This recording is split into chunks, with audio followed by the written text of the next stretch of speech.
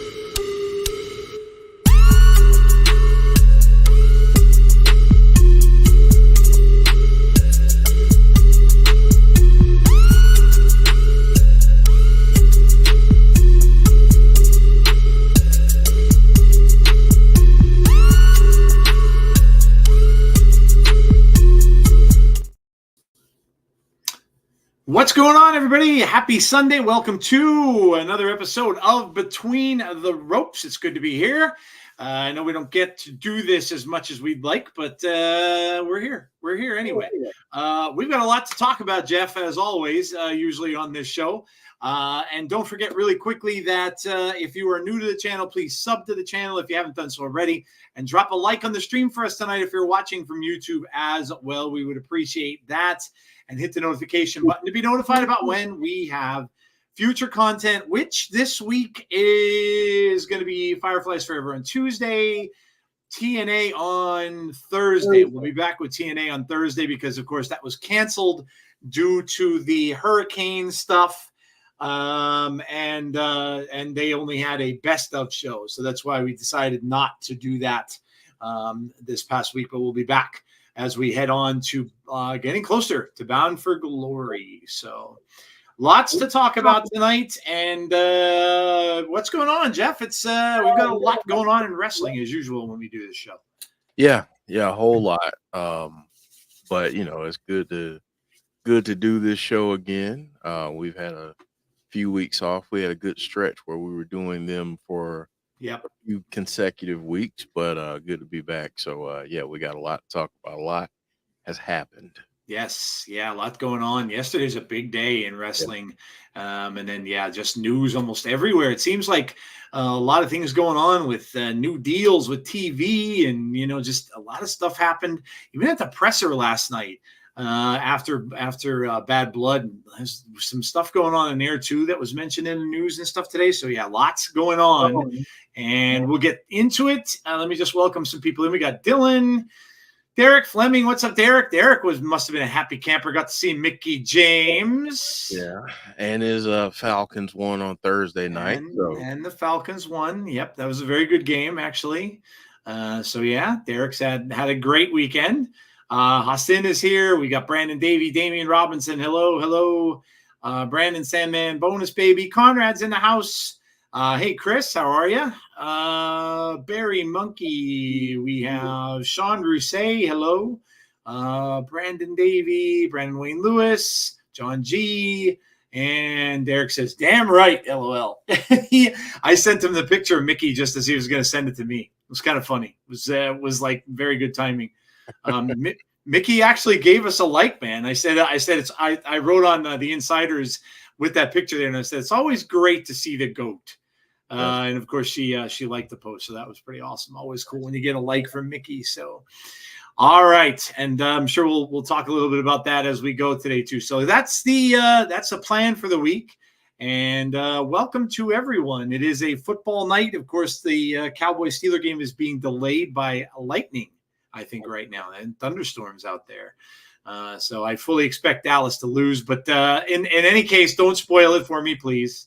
I'm going to watch it later, but I fully expect them to lose. They've lost like half their Micah's out, and like a lot of important players are out.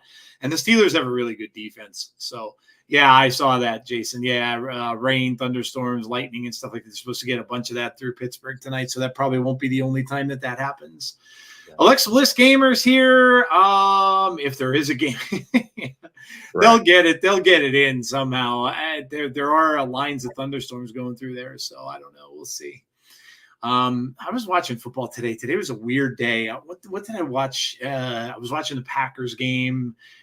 There's just a lot of weird results. It's a weird season so far, Jeff. Like there's some really good teams, but then there's a whole bunch of middling and mediocre teams. Mm-hmm. So you've got like a top echelon of teams that are really good, and then some teams that you thought were going to be good. Like look at the 49ers, when they get beat by the Cardinals today. Like it's just weird. The league is weird. It's very open.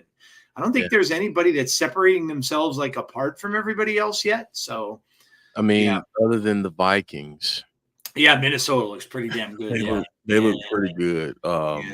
Good for Sam Darnold. I actually like him. Yeah. I think he's a good kid. I'm glad he finally found a place to fit in.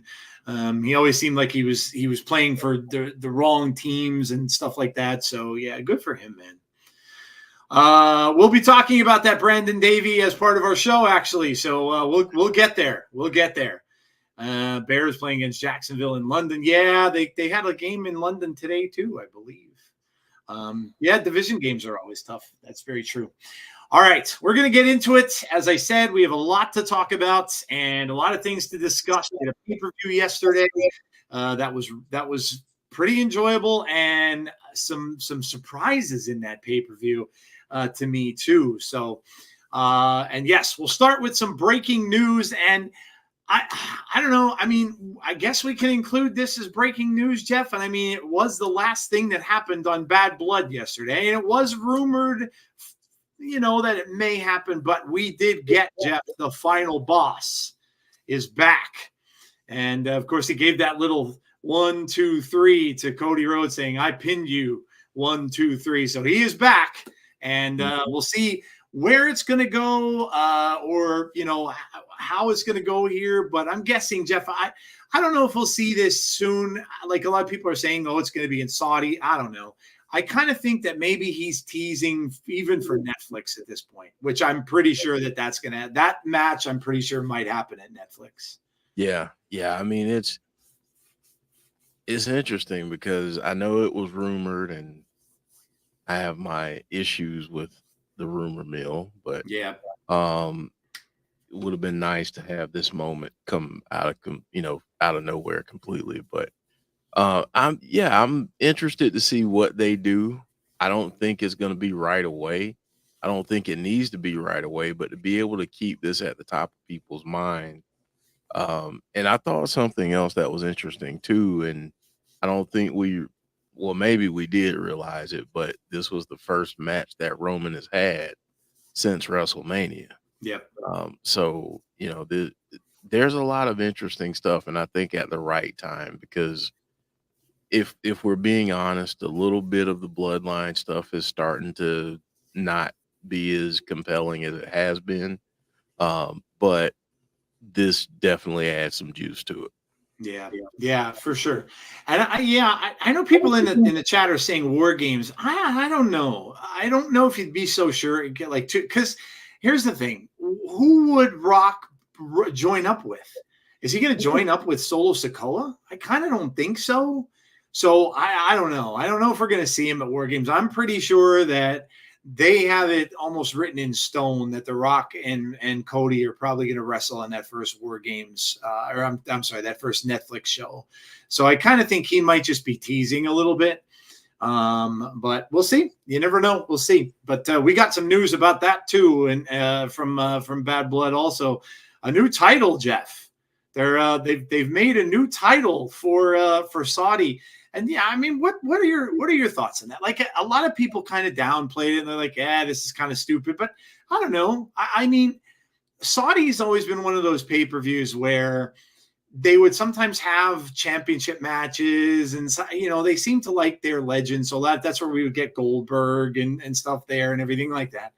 But I don't know. I don't think it's a bad idea. I mean, it's something that we've never really seen before. So like as of right now, you would see Cody Rhodes go up against Gunther for that title if everything stayed status quo. And then you're going to get women going up against each other right now too. So I don't know. I think that's pretty neat. It's not really big stakes or anything that are on the line there, but if they could walk around carrying 2 belts, why not? Yeah, I mean, I think with that, I think the concept around it is really cool because we'll get the champions in the men's division and the women's division going up against each other and kind of who's the best of the best. I like that concept. I'm not a big fan of the Saudi stuff because of everything that's connected with it, but I do think this is a really cool concept for a match. And I mean, we don't get to see the champions go up against each other. And I mean, and how is that going to affect momentum going into next year, that kind of thing. So I think it'll be interesting to see what happens. I'm less interested in the belt and more interested in how we build to those matches. We got to have some interactions between Cody and Gunther and before we get to that point. So yeah, it'll be interesting to see. Yep. Something different. I know people kind of looked at that, and I read what people were saying is, this was supposed to be like this big surprise that Triple H came out for. But look, I mean, there are other companies that introduce titles and stuff like that too. It's an announcement. I don't know what everybody was thinking that he was going to come out and talk about. I think people just get these thoughts in their mind or ideas in their head that it's going to be this groundbreaking, huge thing. I mean, look, they've got a lot of stuff going on right now. Anyway, CW with NXT, they've got Netflix coming. And I don't know really what else they could have announced there. So, but I know when people saw that, they were, of course, right on Twitter bitching about it, saying, "Oh, this is stupid." But it is what it is. I think it'll be just a fun thing you don't normally see in wrestling, and so yeah, I think it'll be just something fun, something different for the Saudi pay-per-view to get people to watch. So I'm okay with it. All right, man. Should we go into the news?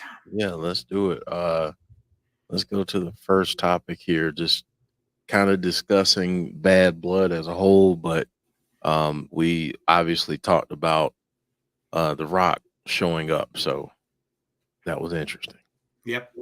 Yeah, I mean, this all in all, it was a pretty good match overall. I mean, not kind of the way I really would have saw it going. And the whole thing where Cody kind of gave himself up and decided to take somebody out on the table outside the ring, and then kind of looked over to Roman and said, "Okay, you take care of the rest." And then how it ended, I think, with Jimmy showing up was pretty cool. We haven't seen Jimmy in a while. I have a lot of people asking about where Jimmy is, and then Jimmy just came in and took out some of the others in the Bloodline. So we've now got that whole war going on, that interacting of that war. And then, of course, we saw Roman kind of stare at that title a couple times once he handed it back to Cody. So there's little teases that we're not done with that yet. So this has a lot of direction that this could go. I'm sure we probably will get something in Survivor Series going on with this. Who are going to be the teams? I don't exactly know. I mean, right now you just have Roman and Jimmy together. Does Jay join them? Maybe. Does Cody even join them? Maybe. So we'll have to see where it goes from here. But there's so many different directions that this could go. And then especially with The Rock thrown in there, and with there's just so many players and pieces on this chessboard as to where it can go. So yeah, it's very interesting, Jeff. But you know what? The one thing I noticed about the match, and this is no offense to anyone or any wrestler at all, but to your point before, Roman hasn't been wrestling for a while. And to me, he showed it a little bit. He didn't look to me like he was in tip-top shape. It looked like he was getting a little tired quickly, and that happens when you're away from the ring. That's going to happen. And so, it kind of looked like it was a little more methodical than he maybe usually is.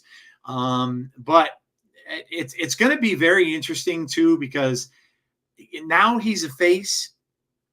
You have Cody, who is a face. He's a face now. So I'd imagine, Jeff, they'll go on with this bloodline thing for a little while, and then who knows? Maybe in the Rumble, you'll have Roman maybe could win the Rumble, right? And then, of course, he could demand his match with Cody if they want to go that way. Yeah. I mean, this was. I think it was interesting just to see the dynamics, because a lot of these guys have not been in the ring together, and I think that plays into it as well. But again, just at this point in his career, you don't necessarily look to Roman to be the 5-star match guy. It's more of an attraction at this point, I think. Same with someone like The Rock. I mean, that huge pop that he got. But something else I want to talk about that happened after everything, Joe. Oh, yeah. And we'll get to the other matches, but Kevin Owens found Cody Rhodes out in the parking lot and gave him the beats, as they say these days.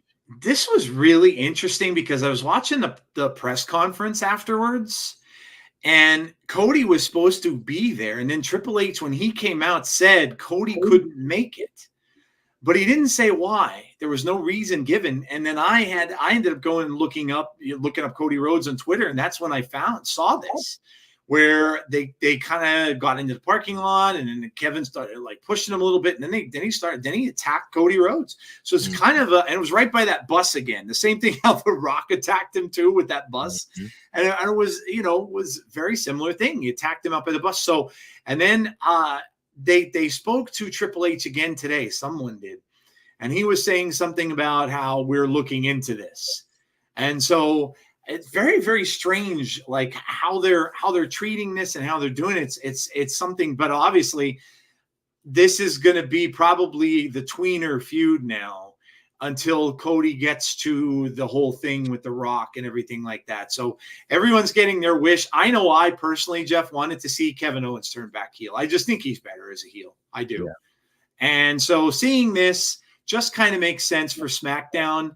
At least if you could keep this going really until the end of the year. I'm sure it could happen as soon as Saudi. We might see Cody and Kevin Owens again at Saudi Arabia, where Kevin is the heel this time in this. So yeah, a lot of explaining to do for Kevin Owens.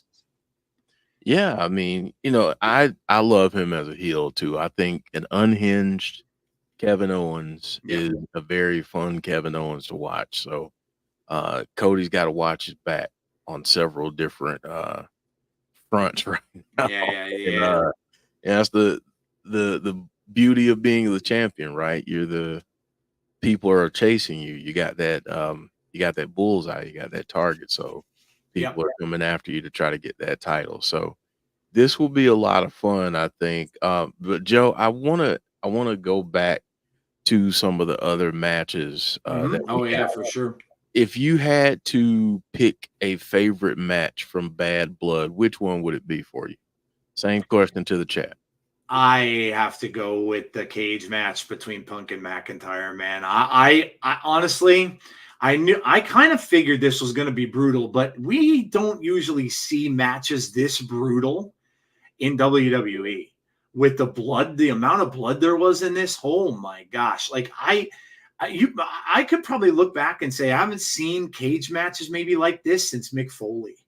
Like it was that like brutal. I couldn't believe it. And then I found out that Abyss was the one who directed this whole thing, which I mean that man just knows what he's doing. But yeah, this was just absolutely brutal. Like I mean, these guys were. I mean, my gosh, they were both bleeding. McIntyre, you could just see that was almost like when we had the thing with Macklin on TNA, Jeff, where it was just like just coming out of him like a rain shower.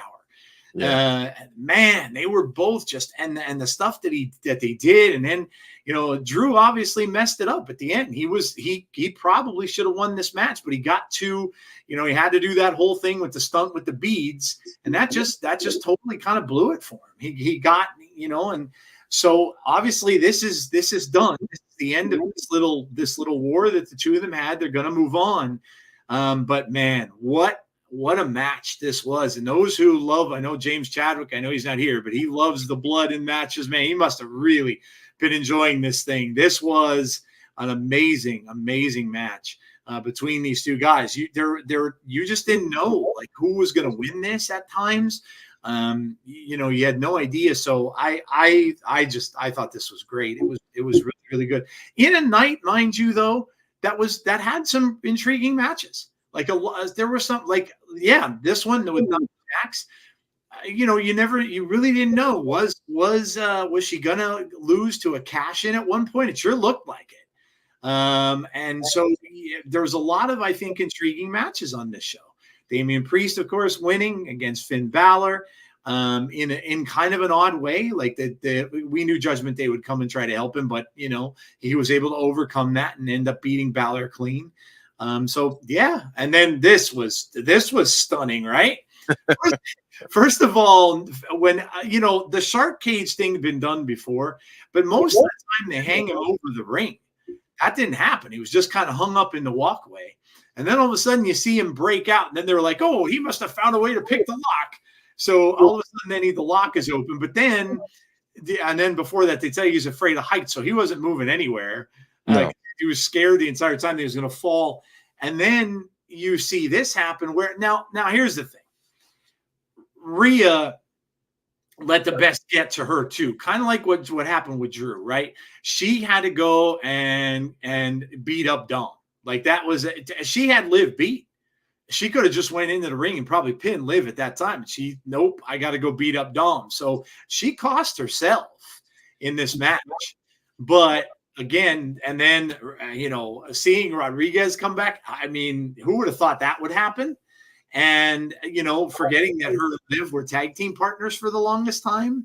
And then at the presser, Liv was saying, she goes, "You may be stronger than me, but I'm smarter than you." Mm-hmm. So, man, so many people just keep waiting, I think, for Liv to drop that belt, Jeff. But I don't know.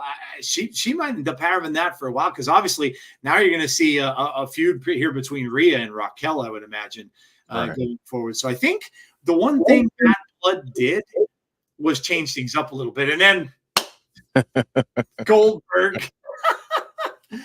Oh, man, we got Gold. Look, Triple H talked about it afterwards too, and people were saying that it's obviously in his hometown. And how about all the legends and stuff that were here, Jeff? Yeah, that was a lot of fun, and especially given the historical nature of what Atlanta means and has meant to professional wrestling over the years, and to see Tully Blanchard and Arn Anderson, Diamond Dallas Page, Scott Steiner, all the WCW folks, and seeing X-Pac and so many. I mean, it was really cool. But I gotta admit, the Goldberg thing, I thought it was going to be an eye roll moment for me. I actually liked it. Yeah, I didn't mind it. I didn't mind it. He's getting to that age now where we kind of know he's not coming back full time or anything like that anymore. And who said it? No Goldberg versus Gunther. Well, guess what, Brandon? I hate to tell you, buddy, but chances are more than likely, since the fact that he yelled at him saying "you're next," that they're going to wrestle in probably Saudi, and maybe that's Goldberg's last match. So I don't know, because if Gunther's still the champ, that's he would have to true. go up against Cody. So yeah, that's true. It can't be there, right? Yeah, that's true. You're right. Something that could be on the debut on Netflix. That's true. Yeah, that could be.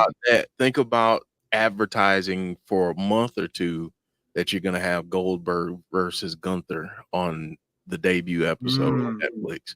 I mean, that's going to bring in some of those nostalgic fans that were big Goldberg fans back in the day. Yeah, that's true. Say what you will about him, and I know we've made fun of him more than our share on our channel, but Say what you will about him, guys. People still like the dude. Kids like him. People still, when he was Atlanta, of course they were all cheering for him when he was there. And Gunther's talking about his son and everything like that. So he stood up for his son. I mean, any dad would do that. So I don't know. They made it like a really cool night. Like I said, Mickey James was there. You had Tully Blanchard there. You had Scott Steiner there. You had DDP was there. X-Pac was there.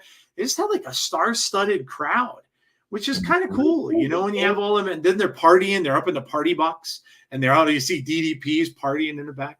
So I don't know. It's one of the things that wrestling does well is nostalgia.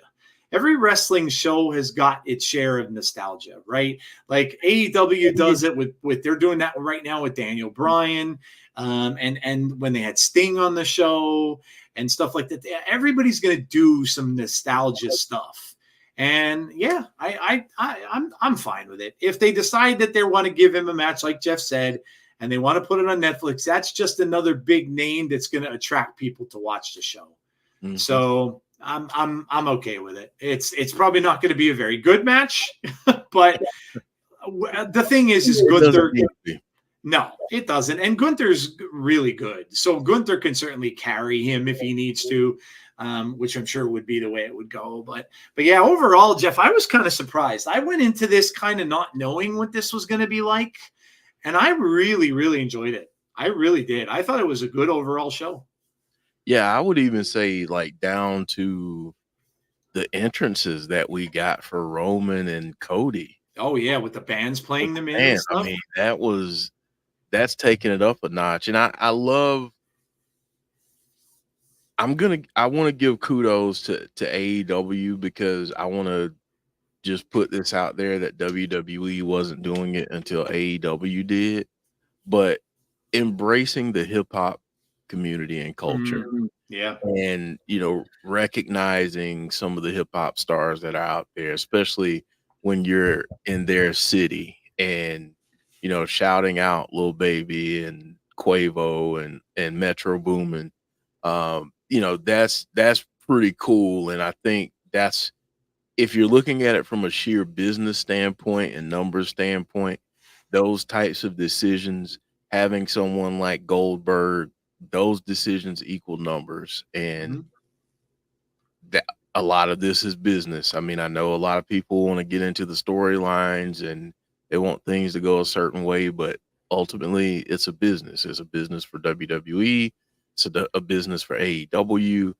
So they're going to make business decisions that make them money. And these are though they had a few really good decisions, I think, last night with how they're doing some things, embracing culture. And why not have Goldberg do one final match on Netflix? I mean, if you hype it up and advertise it, that Goldberg's final match will be on the debut episode of Raw on Netflix, that's going to get a ton of buys. Yeah, for sure. Especially if they know that The Rock might be there too. I mean, yeah, they're gonna. You got to think about Cena doing his final. That, Jeff, I think is going to be one of the biggest shows they've ever done. Yeah, they're going to have all kinds of surprises and all kind of stuff going on for that show, because that's how important that is to them. The first night on that new channel is going to be huge, and they're going to go all out for that. So yeah, for sure. This match, like I said earlier, was good too. This was fun. The thing with Jimmy was a cool surprise. I really didn't know when to expect him back. I figured he would come back, but I just didn't know when. So they had him come in here. But this was a lot of little interesting points in this, Jeff, that were very well written, that you just know are going to be revisited in the future. And this was one of them. Kind of had to think there for a few minutes too when Cody was getting beat up. Was Roman going to go back and help him? Mm-hmm. Or was he just going to let it go? And then Jimmy kind of had to convince him, and then finally Roman decided to go back. So very, very interesting stuff going on in a lot of ways. And then, of course, we got The Rock. So just a lot of different things happening throughout the course of this show that had little nudges to what we might see in the future of WWE. I found it interesting, too, if you watched the presser last night, that Triple H was, of course, they were talking about all the sites for all the big pay-per-views next year, as opposed to how most of them were all overseas this year. Every single one of them next year is in the United States and Canada. So you could see how they're now bringing it back. And then, of course, 2 nights SummerSlam next year. So you're going to get a lot of this stuff. They're really hyping up Saturday night's main event too. Yeah. Really hyping that up. So I'm sure that's going to probably be a really good show too. That is a lot. That holds a lot of nostalgia for myself, for sure. Jeff, I'm sure you have watched that. Whenever that was on a Saturday night, that was amazing. So. Yeah, for sure. I mean, now growing up where I grew up, I was watching a lot of WCW Saturday night, but I definitely had to pay attention because anytime Hulk Hogan was on there, you knew something wild was going to happen. Yep. So I definitely, and like you said, they're hyping it up. And I think in terms of just to kind of have a little bit of fun with this, I know a lot of people, a lot of fans on that's right, Conrad, Superstation. A lot of fans talk about this Bloodline storyline as cinema. We've seen that a lot on social media. But quite honestly, I was watching this match and watching everything that happened.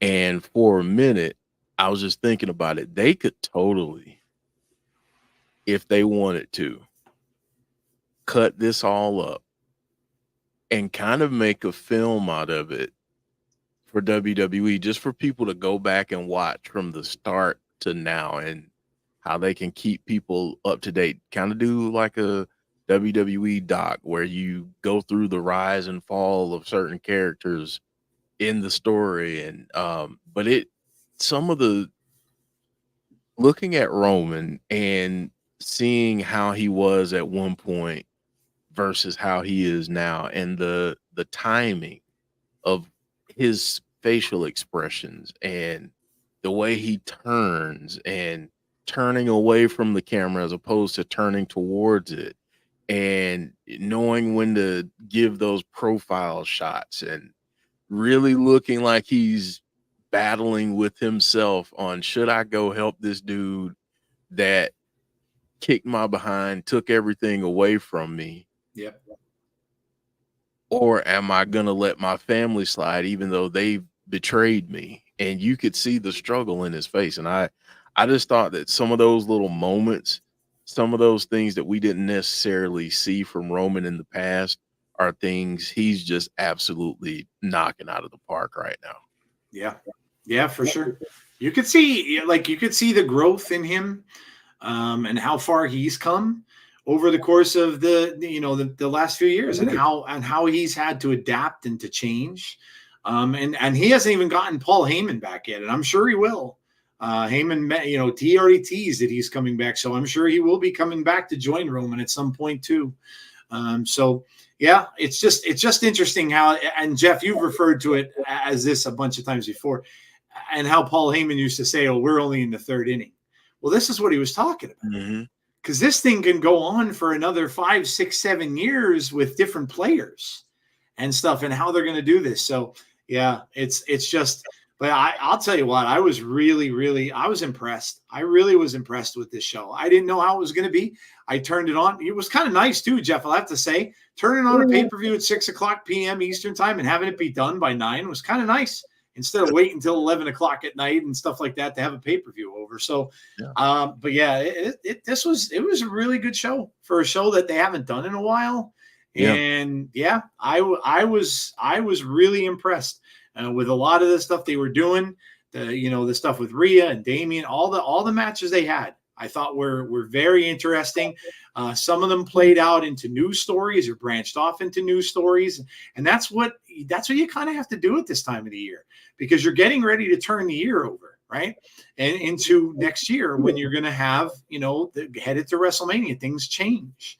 So I think you saw that. You saw that with a lot of this stuff. And Nia Jax better watch her back because um, Tiffy time was definitely going to cash that briefcase in. She could say all she wants about how she wasn't, but I love too, Jeff, how they turned her into a face.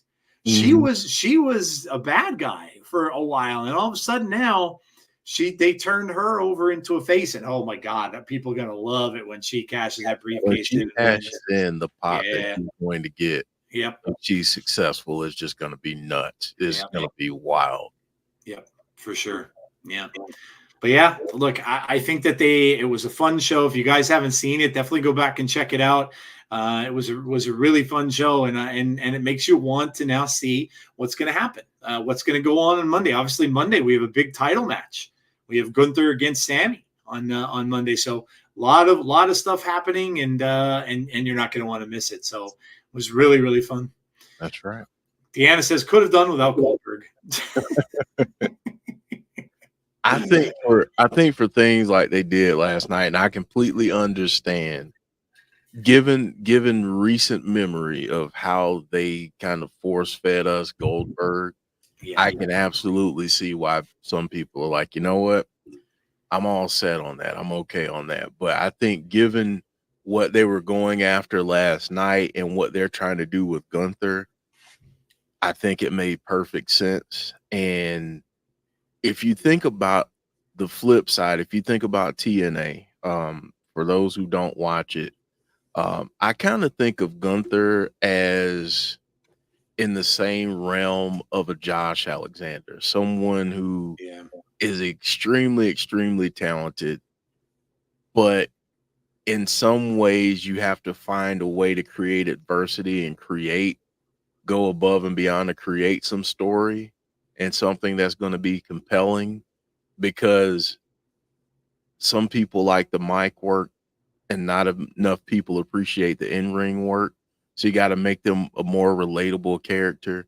And I think TNA, they did that with Josh when they would have him go up against all the legends. So you had him going up against Christian, you had him going up against Frankie Kazarian, Bully Ray. I mean, so many different people. Yep. And it made his title run feel a lot more prestigious. And given the fact that he broke the record for number of days as champion, you look back on that title reign and it feels so important now because of some of the matchups that he had. And I think they're kind of doing the same thing with Gunther. I think having someone like a Goldberg, who, while it's not the same title, but you think about Goldberg winning that big gold back in the day in WCW off of Hogan, and it kind of makes sense for him to be in that picture to maybe take the title up another notch and take Gunther up another notch,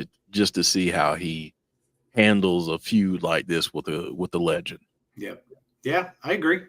A bonus baby says that's true, Jeff. We were getting Vinnie Mac Goldberg. We were getting Vinnie Mac Goldberg. Triple. Yeah, that's why it's a different thing. You all know the story of, and a lot of us, I think, grew to really detest Goldberg because of the whole thing with the Fiend, right? But I would bet you, now I know it has never really come out in public, but I bet you if it did, that it's going to be different now, just because you had different people handling that. And to be fair, I don't see why there's any reason not to believe Goldberg when he said that was all Vince's choice and Vince's decision. I believe that. I 100% believe that. That is, to me, a decision that Vince would have done, and say, well, Goldberg, you're going to beat the Fiend. That I can 100% see that. Yeah. So, I mean, it did make sense then, but when you hear some of the stories about Vince and Bray and how some of their interactions were, it wouldn't surprise me. And, again, love him or hate him, because Goldberg, just like all of us, is a flawed human being. But if you go and listen to him, especially a lot of his recent interviews, he talks about putting people over. He realizes his place and space in the business now as a legend. I mean, he's not it's not 1995, 96 anymore. He's not running roughshod through the roster.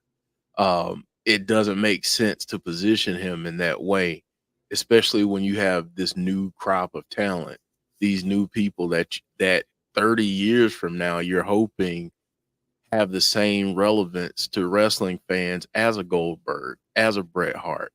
So doing these types of things with a Gunther, with a legend like Goldberg, it just makes sense. And I believe that with Triple H in charge, and I'm not saying that he's, completely perfect, because, tag team championships, women's feuds, Triple H, I need you to kind of, step up on that. But yeah, I think that this is going to be good. So yeah, I'm all in. I didn't think that I would say that about a Goldberg interaction. When you told me yesterday, you and Derek text me at like the same time saying Goldberg Goldberg's here. Goldberg's here, and I'm like, Yep. oh boy.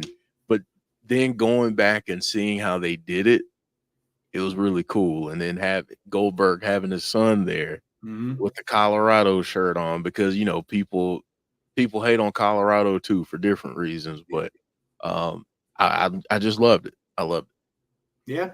Yeah, I agree.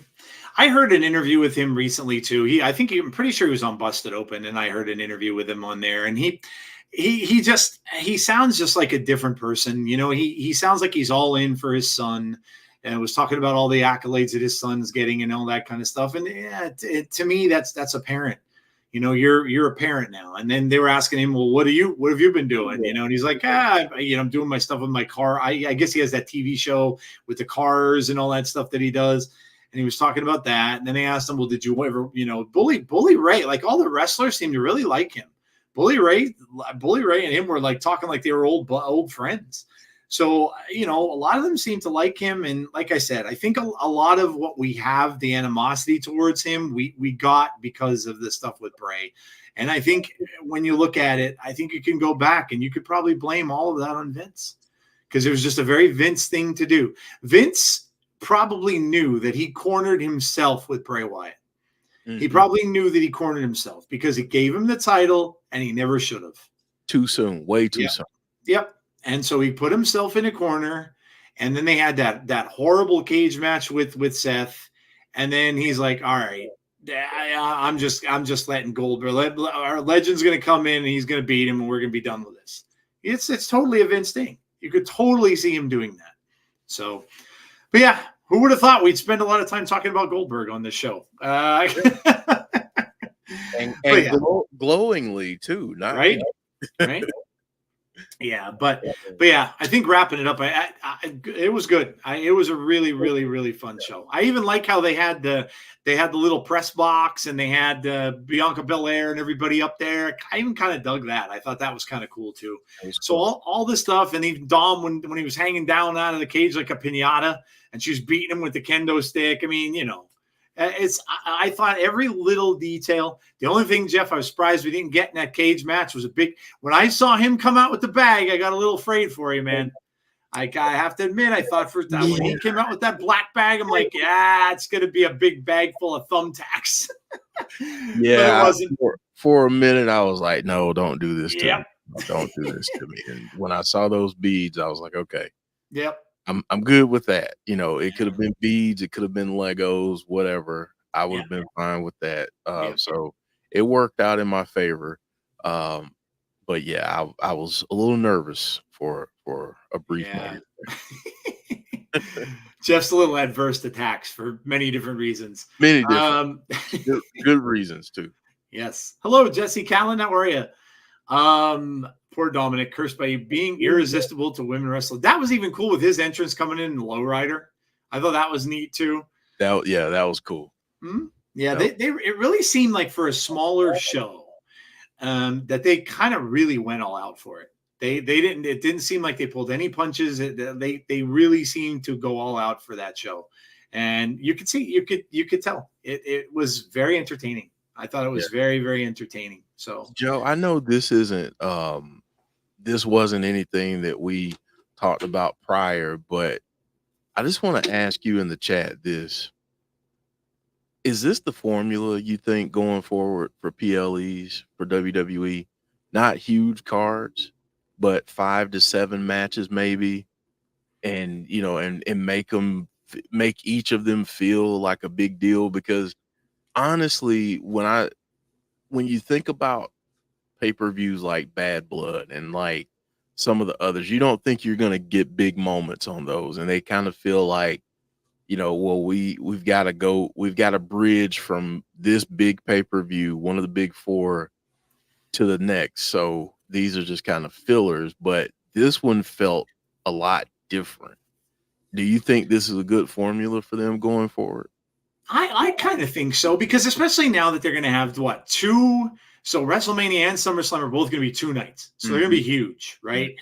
And then the other ones like Royal Rumble is always a big event and stuff like that. That's going to be a bigger card one too. So I don't think it's a bad thing. That's what I was saying. I kind of enjoyed it. I kind of enjoyed the different time. I enjoyed it being a little shorter. I think that's fine. If you want to have these like larger events, where you're going to have the 2-night WrestleMania, 2-night SummerSlam, and then, you're going to have maybe these little one-offs, like they're doing the Saturday night's main event thing and all that kind of stuff. I'm cool with that. Yeah, I dig it. I think it's a good idea. I think it's a really good idea. I liked it. Sometimes it's nice where you're not watching a 4-hour show, because there are certain matches always in shows like that are going to get lost. Yeah, I mean, when we do the watch-alongs, by the time you get to the end and we're trying to review it and go back and think of all the matches, it's hard. And you're definitely not going to remember them all. So I think it's cool. I like the smaller stuff, because again, you could go back and you can remember moments for each one. Like we talked about, you can remember the moment with, the moments with Nia Jax and Bayley. You can remember the moments of some of the other stuff that wasn't necessarily the big event matches. And I think that's good. I think that's a good way to do things. Yeah. It lets stories breathe, I think, which I think is good. I'm playing with my new chair, by the way. I'm just trying to see how different light looks on it. So my new chair has lights. Nice. And it has speakers built in. Yep. So yeah, that's cool. So if you see different colors, it's just Jeff's chair. I'm just playing around to see what looks best on camera, but yeah. Sean Rousset says having 5 to 7 matches with the right pacing is good. I don't like some people not getting on the card too, says that's Conrad. Good. No, I agree. Look, I'll tell you what, and and the reason, of course, whenever I see Conrad, I think of AEW, because that's what Conrad does. I am thoroughly excited to see the Hurt Business, or whatever they're going to call it. Hurt Yep. In AEW. No, let's go there, and then we'll talk about the big story with AEW after this. But let's talk about MVP and Shelton Benjamin being in AEW now, and reportedly Bobby Lashley is on his way there too. And the fact that now you have a mouthpiece. Jeff, could you imagine? He went up and talked to Sasha Banks. Could you imagine if he recruits her into this group? And I'll be honest with you, I want to see it happen, because I like Sasha, but sometimes it just seems to me like she can use a little bit of a mouthpiece every now and then. And what better of a mouthpiece can you have than MVP? So this Jeff, honestly, has the capability. You remember how big of a fans we were during COVID of the Hurt Business. They were amazing. Mm-hmm. They were amazing. What a faction that was. And now you already have 3 of the people there supposedly with Bobby. But, and this could end up being literally one of the biggest factions in AEW, and could really bring a lot more people to this show if they could continue what the WWE didn't let them finish. I mean, that was an amazing. COVID was such a hard time watching wrestling, no fans and all that kind of stuff. But I'll tell you, like these guys were awesome. they had those awesome T-shirts and stuff like that, and they were just amazing. And to see what they can bring to AEW, and I'm not a person who watches AEW a lot. I don't get time sometimes on Wednesdays, but I'll tell you what, this would be something that would get me to tune in. I think this is fantastic. I really do. And you can have him doing that. Have MVP doing these little chats with people, make it look like he's trying to recruit people in, and who knows? Could he get a Sasha Banks? Why not? Why not? So yeah, I love this. I think this is fantastic. I'm really excited and look, Shelton Benjamin, we talked about him on our show a lot, like we used to talk about Nick Nemeth. Shelton Benjamin is very, very underrated. Very, very criminally. Yes. Yeah, criminally underrated. Yes. Yeah, agreed. And so seeing him over here with MVP, who is honestly one of the best talkers in wrestling. He just is. And then wrestling history. Mm-hmm, yep. Yeah. And then to have Lashley coming over. I mean, I love it, man. I think it's going to be hot. I think it's going to be really, really good for AEW. Yeah. And who knows, man, in a year or so, this could be one of the biggest factions on top of the wrestling business overall. Yeah. And who knows how they influence the rest of the roster with the story. Yep. I could see someone like Hobbs. Oh yeah, that's a perfect call. Yeah, getting involved with a Lashley or somehow, some way. But for me, just hearing the pop that Shelton Benjamin got, that was awesome. Yeah, because and here's one of the areas that I think Triple H dropped the ball in. I feel like he should have put this group back together. Agreed. Instead of what we got with them separately or just not seeing them at all. Yep. I feel like this is an area where he really dropped the ball with a special group. They had something during COVID. They split them up way too soon. There was a lot more that they could have done, in my opinion. But I'm glad that they're going to get an opportunity in AEW because for me, I think that MVP and what they wanted to do in WWE is perfect for AEW right now.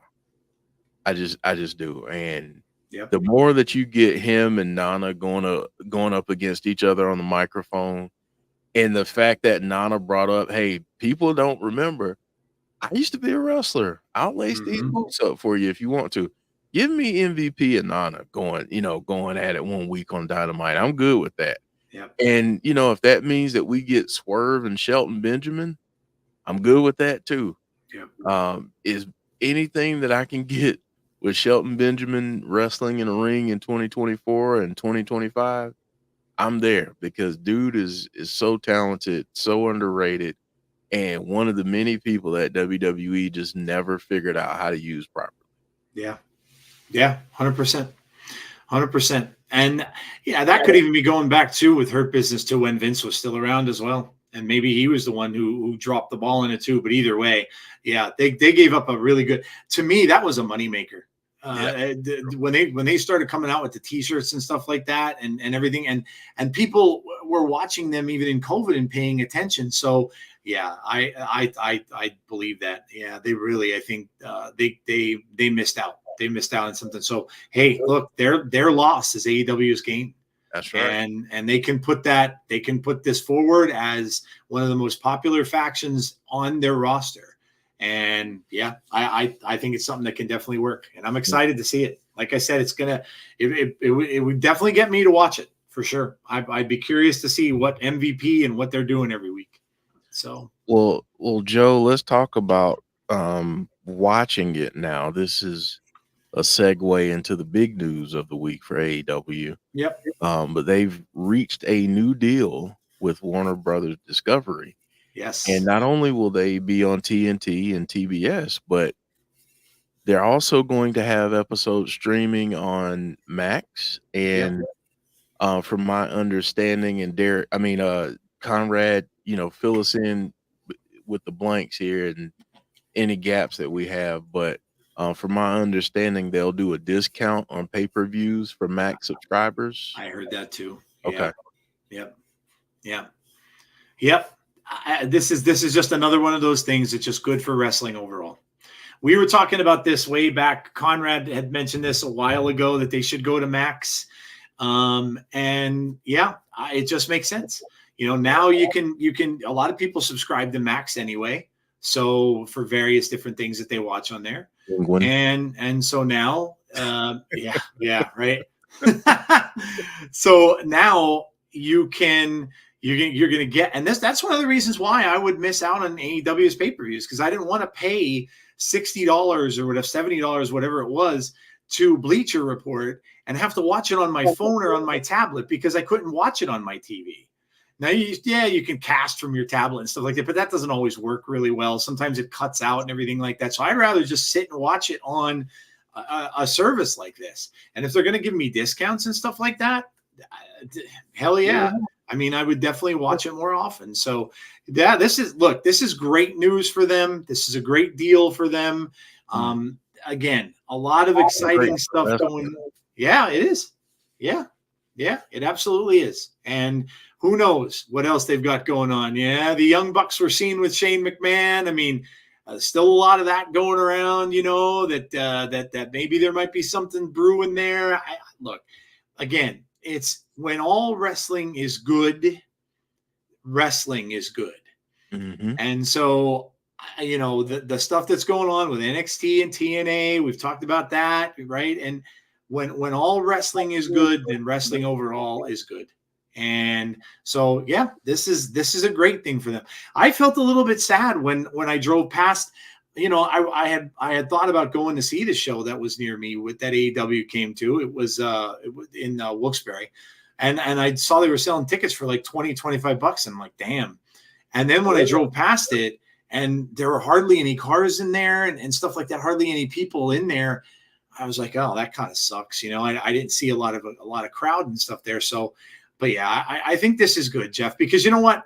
Like you mentioned, the people who are watching Max for the other things and stuff like that now can get wrestling on there too. So this is just another way for them to put wrestling out in front of an audience that may be watching Max for something else. Right. And yes, the Penguin's really good. The Penguin's been really good. In fact, the new episode's on tonight. I'm going to go watch it after the show's over. But yeah, that's been awesome. I still can't believe that Colin Farrell plays that part. Oh, I know. It's wild. I cannot believe that that's Colin Farrell. Yeah.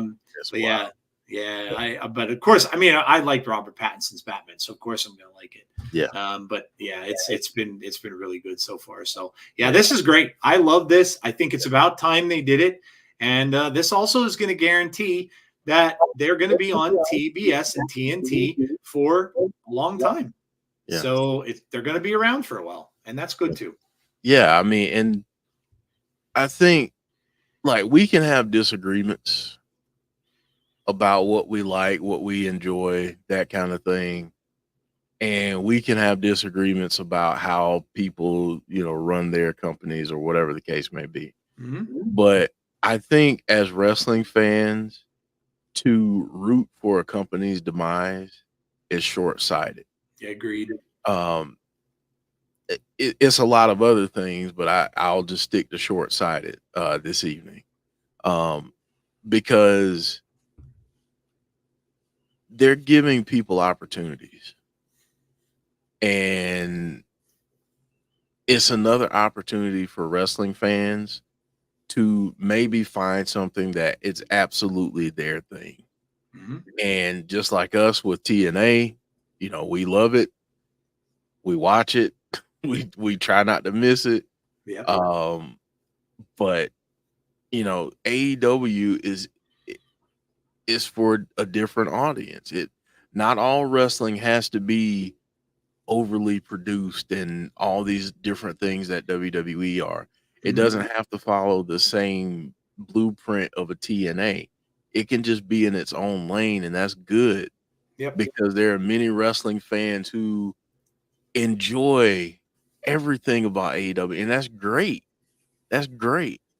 And I think, them having this contract shuts up a lot of critics, and it shows that there's some stability there and that they'll be around for a while. And that's what we should want to see as wrestling fans.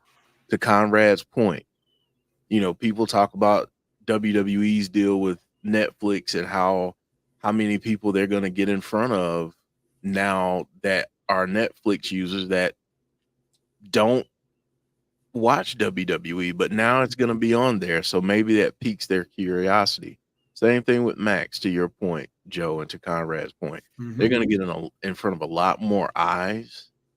So there will be more opportunities for people to see their product and hopefully enjoy it and continue to boost those numbers up. And you know what? AEW's had a very difficult 2024, I would say.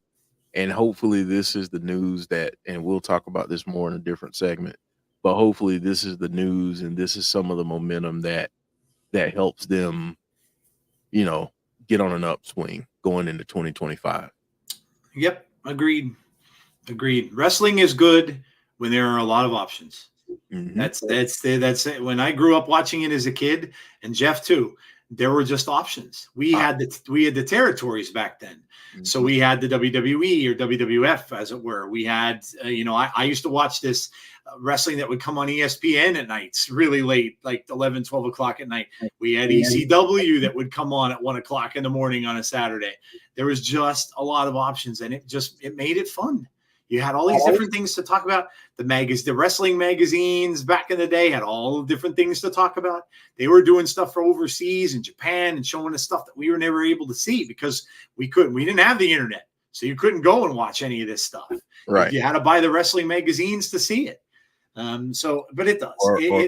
Or call Mean Gene's line, but right. Yeah. And pay the 99 cents a minute. Don't let your parents find that out because what they didn't tell you, it was 99 cents a minute for the first 3 minutes. And then after that, it was like $5.99 a minute. Yep. So I learned that the hard way. Yep. I did a couple times too for that and various other 99-cent numbers that I called. And when my dad got the phone bill, I got a nice little beating for it. So yeah. Yep. I got my ass whooped. Yep. That was the thing back in the day. Yep. Call the 99-cent number and get Mean Gene. Yep. Absolutely. Oh man. Well, but Joe, something I'm trying a different segue here. You remember back in the day when we had video games and the graphics were terrible? Like in television and Atari and ColecoVision even. Yeah. Yep. Quick side note, I have a Nintendo Switch, and the kids play on it. They like Mario Kart and stuff like that. And so we downloaded the old Nintendo games, like we bought that package. So the classic games. Yep. So JJ sometimes plays Tecmo Bowl. And one day he was playing and he looked at me and he said, "Dad, I really feel sorry for you." I was like, "Why?" He said, "Man, the graphics were terrible back then." And I said, "Yes, son, you are correct. The graphics were awful, but we enjoyed it." So I said all that to bring up the fact that we're gonna get the final version of the Fiend that Bray was working on. We're gonna get that in a WWE 2K game, and it looks pretty darn dope. This was about the coolest thing they could have done. We didn't really know. Like when we saw the tease for all this, everybody was saying, "Well, we've got to get something from this. They have to do something with this." Now we know that they took it to WrestleMania and they were showing it off there, but everybody was saying they've got to do something with this. And then people were even suggesting maybe they'd get another wrestler to wear it, but I didn't. I felt weird about that, and I think that Jason Baker probably would too. So this was amazing. When I heard the Firefly theme song, I'm like, "Whoa, what is this?" And then I'm like, "What's going on here?" And then all of a sudden you see this. Oh my God, does that look amazing? Yeah. Like, I mean, it looks exactly like the costume does that they showed us. So yeah, this looks absolutely incredible. And what is it? I think it's It's kind of cheap too, isn't it? It's not. I didn't even think it's that expensive. I want to say somebody said it was $9.99 or something like that. Okay. So I mean that's like a no-brainer. I may have to get Yeah. the game now. I didn't actually get the game this year, but I may have to now. This is. I mean, my God, we all know the story behind this. And when he was walking out and he had the doll face on the back of his head for when he would do the upside down thing in the corner, holy creepy. And that was modeled after his wife. That was his wife's like face on that. Oh my gosh. Like this, it's sad in a way that we never got to see this with Bray. It's sad in a way that we never got to see him do this, but you know, this is cool that they got the rights to do this, that Jason Baker decided to go ahead and do it with them and to let people actually see this. I'm curious as how they're gonna do a different entrance for him. Are they gonna do like what are you gonna see in the game? And I'm sure a lot of it'll be Bray Wyatt's moves. Like I'm sure he'll have a lot of the same move sets and stuff that Bray did. But yeah, this is, I can guarantee you, very smart too for them, because they're gonna make $10 off every single Bray Wyatt fan that's out there for sure. And you're going to be seeing people play with this. Like that, it's almost like they have a new game coming out at this point. Because of this. So yeah, this was brilliant, and how they advertised it. Oh my gosh. But now, Jeff, this can lead to, look, we already have shirts. I have a shirt with this image on it. We already have t-shirts. What's to say they don't now? Okay, he's in the game. We're going to make an action figure of this Bray Wyatt. Right. I guarantee you we're going to probably end up seeing a lot of this now. We may even get and go, oh my God, if we get this mask, oh my God, yeah, this guy here is going to have it. I can tell you right now. But yeah, this was awesome, Jeff. And when I heard it, the nostalgia all coming back, the Bray Wyatt, the Firefly Funhouse theme with some different panels and stuff in there, which was kind of neat. And then little crazy, creepy images of the doll faces and stuff like that. You also saw a title, The Man in the Woods, which was kind of neat. But yeah, this was really cool. Very, very cool surprise. Yeah, I can tell you that, and I don't want to speak for Chris, but I can tell you that we'll probably be talking about this on Tuesday. Yeah. But yeah, this is awesome. It's exciting. This, you know, and not to bring the mood down or anything, but this is the closest that we're going to get. Yeah. Being able to see this version of the Fiend in a WWE ring. So, you know, I'm happy for fans to be able to have that opportunity. I'm interested to see if I know that the Wyatt 6 were DLCs, I believe. I'm curious to see if they have them interact at all. If there's some type of mode or something where they all interact in some way. Just, you know, just out of curiosity. But again, you know, like you, I didn't buy the game, but now I'm going to. Yeah, same here. Yeah, I have, you know, with JJ getting a little bit older and being into gaming, he wants 2K, so NBA 2K, got to get that. And now I got to get this so we can download this and purchase this this add-on so we can play as the Fiend. I don't know how they're doing it, but it'd be really cool if they like were giving some money back to the family and stuff for this. I don't know if they are doing that, but yeah, that'd be cool if they would do that. So, yep. Yeah, I think it's awesome though. I'm very, very surprised to see it. I know C was loving it too. He put it on his video that night too. So, and he was talking all about it. So I'm sure he's excited. I'm sure he'll get it too. So yeah, I think it's really neat. Very, very cool way to do that. And that lantern, oh my God. You used to think the old Fiend lantern was cool. Yeah. Holy dude. Now you get the old Fiend face on the lantern. Oh my God. It is brilliant. It's just Jason Baker is brilliant. He really is. You would tell he learned from the master, man. Tom Savini and him, you could just tell. Like there's just this. I mean, you when you look at that face, you see some pinhead in there, Jeff. With the mouth and stuff like all separated and coming off the face and the skin's all peeled away and everything like that. Yeah, he just does brilliant work. He really does. So yeah, I'm excited. Yeah. Yeah, man. All right. So I don't know if you have anything for everybody's favorite segment, but I do. Okay. Yes, it's that time, Okay. guys. We have of course, our favorite segment that we do on this show, and a lot of people's favorite segment as well. So it is time to listen to Jerry Stiller because it's the airing of grievances. The airing of grievances. I got a lot of problems with you people. Now, you're going to hear about. All right, Jeff, it's all yours. All right. So I talk about this a lot in varying ways, but this time I'm just going to talk about it from a general standpoint and not necessarily wrestling related, although it will be. But I just want to talk about online discourse. Um it, honestly, it just nastiness seems to be in every part of social media, no matter what the topic is.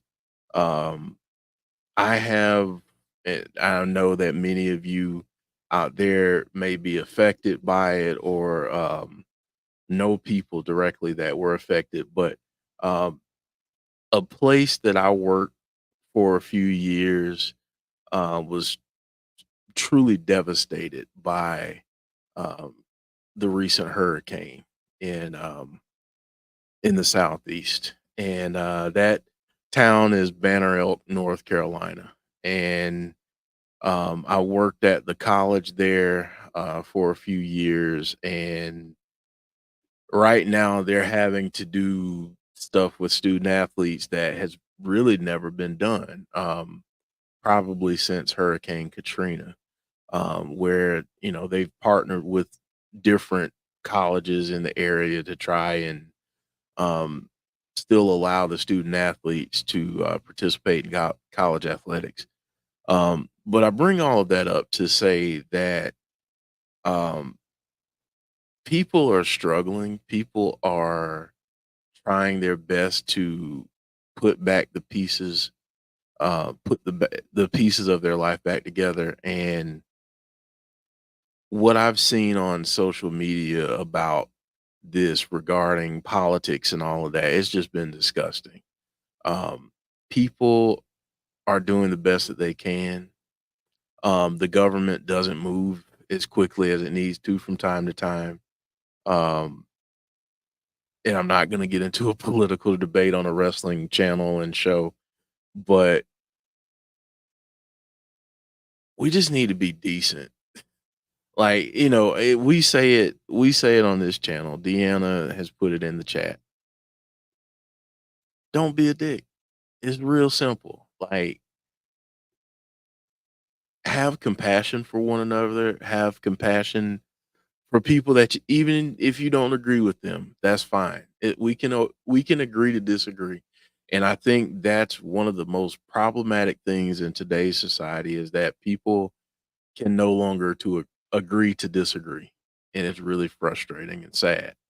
Um, does it rear its ugly head in wrestling conversations across social media? Absolutely. It does the same with entertainment, with like movies and TV shows and all of that. So I just hope that as we get to the close of 2024 and we start to look ahead to 2025, that a lot of people will have the New Year's resolution to just be compassionate about others. Don't be a jerk. And just because people may believe differently than you or think differently than you doesn't mean that you got to bash them over the head with whatever it is that you believe. Have conversations with people. And I think that's something that's missing, and hopefully it comes back in 2025. So, uh, to repeat the phrase, "Don't be a dick," and I'm done. Oh man, yeah, that's 100%. You know what? Look, we all know. You know, I know there are some of you who listen to us from overseas, but most of our listeners do live in the United States, and regardless of what you believe in or what's going on in your life and stuff like that, there is a very big thing going to be happening in about a month or so. And it's going to affect everything and everyone, especially on social media. So yeah, it could be a very, very tough time. And it's like Jeff said, you know, it's almost like you have people.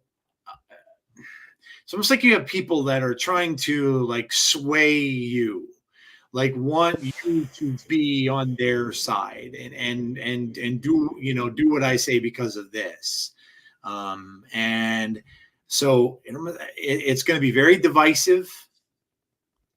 Could be more divisive than any election we've ever had.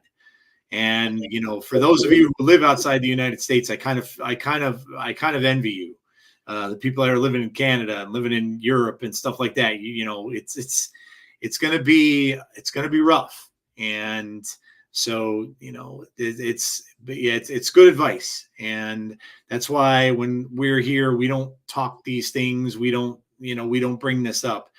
We just do things because we like to. We talk about wrestling because we like it, and everybody enjoys it. And so, you know, but I think the biggest thing you have to learn from stuff that Jeff is saying here is that, you know, whatever you choose to believe, that's fine. That's your choice. That's your choice. That's why. But what I would just say is this: if you are a person living in the United States and you're of age to do so, I would tell you to use your right to make a difference. In other words, go and vote. And it doesn't matter who you vote for. It doesn't matter. Whatever your beliefs are and whatever you believe in and stuff like that, you know, you go out and but use it. Use your opportunities to vote. There are a lot of, you know, my grandfather growing up, Jeff, and I'm sure you probably heard this from your grandparents and stuff too. They used to tell me all the time that, you know, there are countries overseas that don't have the right to do that. They just elect people. You don't get any say in it. And, you know, that's true. There are countries out there that just elect kings or whomever, and people just don't get a right to vote in it. So, but yeah, it's going to be tough. It's going to be tough.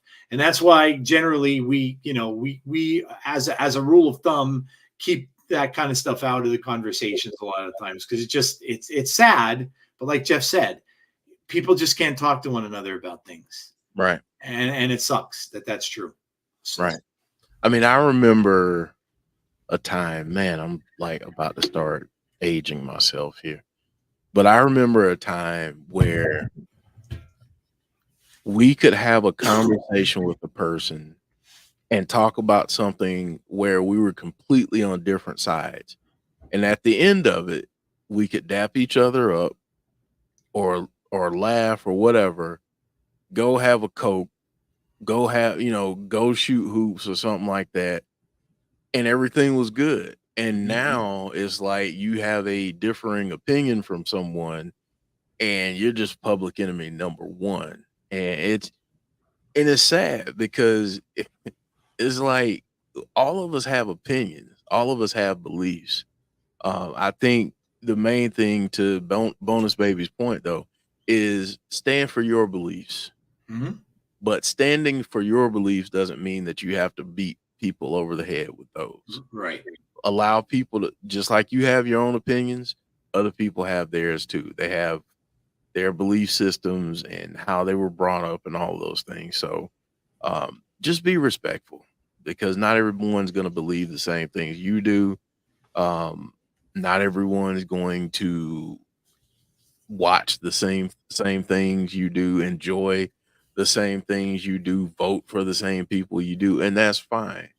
But I can guarantee you that our differences make us or we don't have as many differences as we do similarities.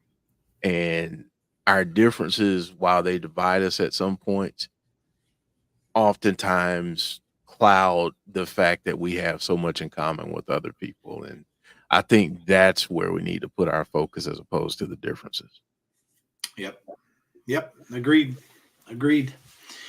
It's going to be a topic. You're going to see it a lot, regardless of whether you want to see it or not. It's going to be out there, and until the November 5th rolls around, it's going to be out there. So just something that we're all going to have to live with, and something you should be prepared for, especially if you do a lot of stuff on social media, because it's going to be all over the place on there. And I cannot begin to tell you how many comments I deleted last week. Yep.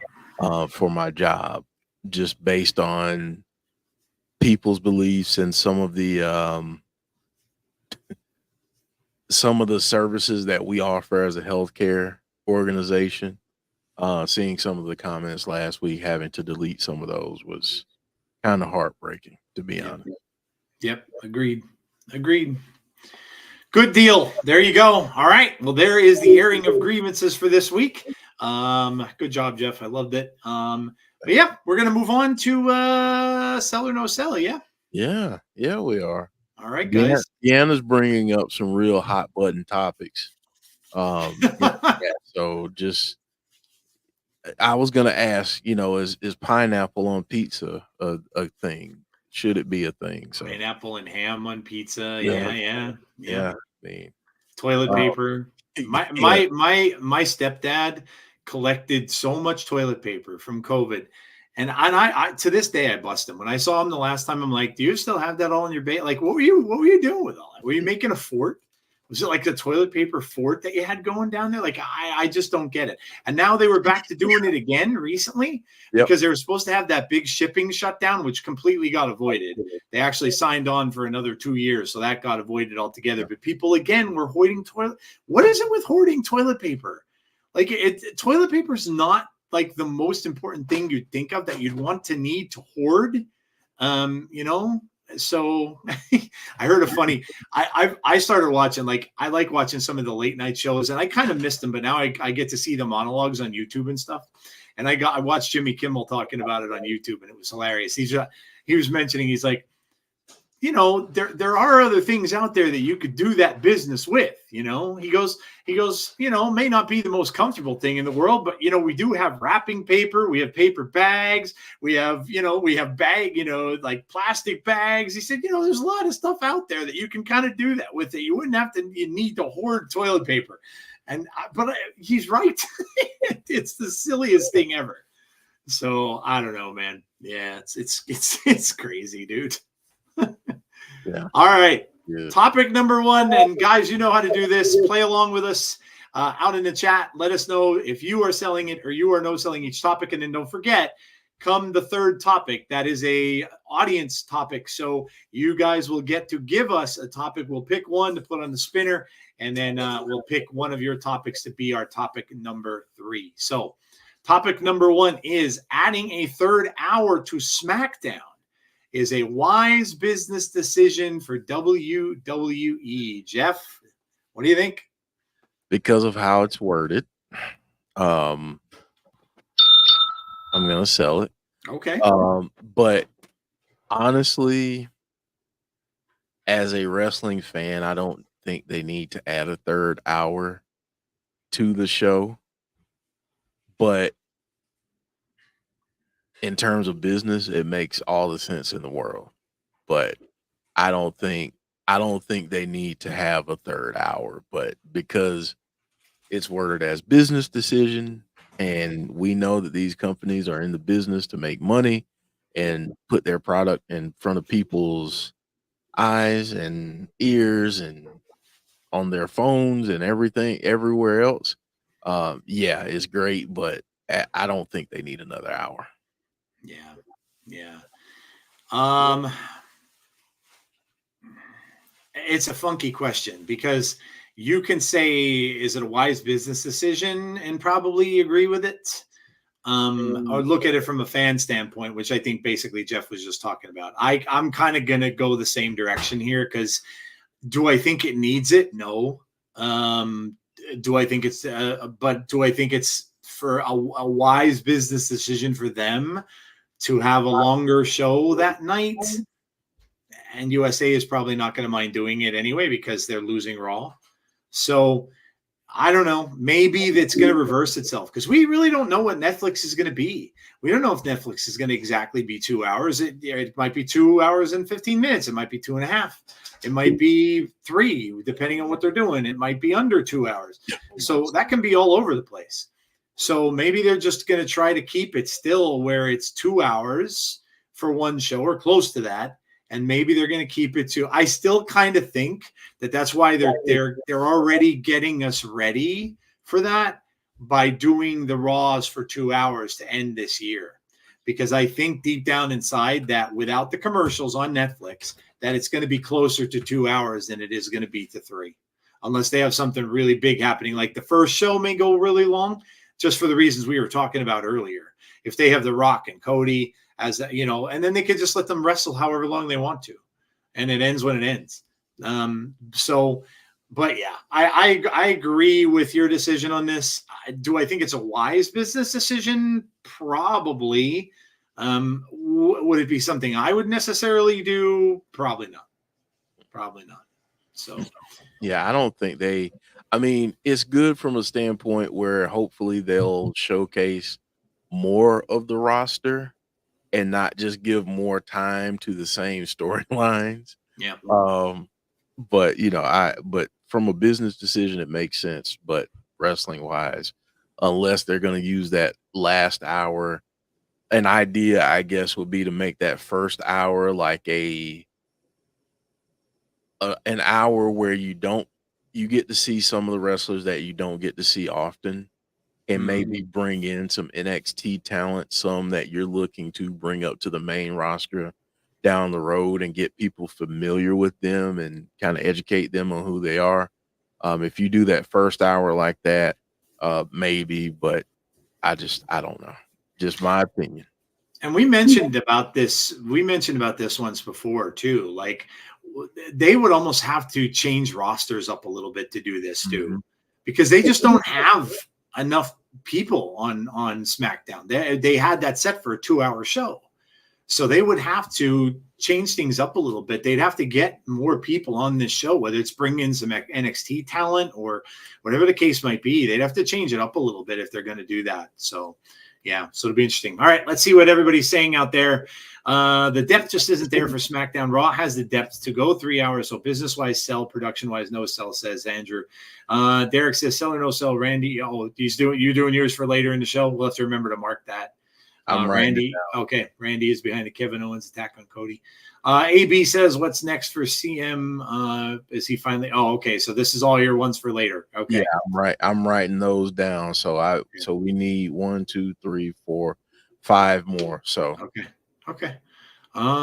We've already done far more wrestling than I want to watch, says Barry Monkey. Business decisions sell. Wrestling standpoint, I don't see where they have the talent to fill 3 hours right now, says Bonus Baby. Sell if they can manage the hour correctly. Only selling as long as they do it wisely. Deanna says sell. Conrad says heck no. AB says sell. Dylan says sell. Damian says sell. Brandon Wayne Lewis says yes. All right. Cool. So topic number 2, and keep those other votes coming for later. All right. So topic number 2 here. AEW's new broadcasting deal will give the company the momentum it's been looking for. Sell or no sell, Joe? I'm going to sell it. I think so. And I think so for many reasons. Like for me, like looking at it from a person who isn't watching it all the time. For me, I think it would be because I have Max. I watch stuff on there. And now if, like I was saying, many times I wanted to check out some of their pay-per-views, but I just didn't want to shell out $70. But besides that, there was no way for me to just have it go to the big screen without casting it, which kind of sucks sometimes. So yeah, for me, I think it's good. For someone like me, if they're going to give deals and discounts off of pay-per-views and stuff, because there've been a lot of them over the years that I've wanted to see, and I just didn't. So yeah, I think so. I think this is a pretty easy one to me. But yeah, I think it's definitely gonna, like Jeff mentioned earlier, what it's gonna do is it's gonna get more eyes on the product. People who have been, like Jeff said earlier, have been watching Max for other things now can watch their pay-per-views and stuff like that on there too. And it brings wrestling into that, maybe that household that didn't watch wrestling before. So in that respect, yeah, for sure. Sell it. I'm going to sell it too. I just think that, the opportunity to get in more homes, on more screens, more devices, only gives you an opportunity to grow and enhance your product. Like Conrad just said, it makes AEW profitable. You got to think too, AEW, as big as it has been, is a startup. I mean, it's only 5 years old. Yep. So I think sometimes we as fans put it up against WWE, and it's not a fair comparison because the history just isn't there. And I think, and I'm going to say this for both sides here, I think AEW and their fans shouldn't make that comparison. And I don't think WWE fans and WWE should make that comparison. I think we need to stop with all that and let the company grow and thrive. So, yes, I think it will benefit them tremendously. Yep, I agree. All right. Sell only if Tony hands over the book. LOL. This is Derek. We have another one from Brandon there that we could use for later. Dylan says sell. Conrad says also makes AEW profitable. Sell in the short term, but long term depends if they can hold fans' attention. Conrad says sell as well. Damien says sell. Brandon Wayne Lewis says yes. Hassan says sell. And then they're going back to the comment about Randy Orton back there. Yeah, that's an interesting possible topic. So we'll go over that in a little bit. All right, cool. So what is topic number 3, Jeff? Topic number 3 is the one that we get from everyone in chat. So that is correct. It is the people's topic. Yeah, so I'm writing down Brandon's 2 here. So we'll need 3 more. So we got space for 3 more. All right, so we need 3 more, guys. Andrew saying sell it for business reasons only. I'd say it's Tony Khan's fault in part for trying to make it about competing with WWE. All right, so we need 3 more, guys. 3 more. 3 more sell or no sells for the last topic here. Shout them out. We need 3 more to go for the spinner to spin and do its thing. So shout it out. Shout it out. 3 more. 3 more. Come on, guys. I have faith in you. You could do it. You could do it. 2K25, Brandon Wayne Lewis is saying. Is that Brandon Wayne Lewis? Do you want me to do that as a sell or no sell? That TNA will be in 2K25? That'd be kind of cool. I can, you know what? I'm just going to put it. Yeah, just go ahead and do that. That'd be cool. Got another one from Conrad. Brandon actually said yes, so there you go. Okay. Got you covered. TNA. That's a good one, Conrad. Now you're talking separately, Conrad? Yeah? Or as the tag team? I'm thinking separately. I think he's thinking that too, yeah. And 1 more, folks. Need 1 more. One last one, and we can spin the spinner. 1 last one. Separately, yeah. Yep. Yeah, I figured that's what you meant. We need 1 last one, guys.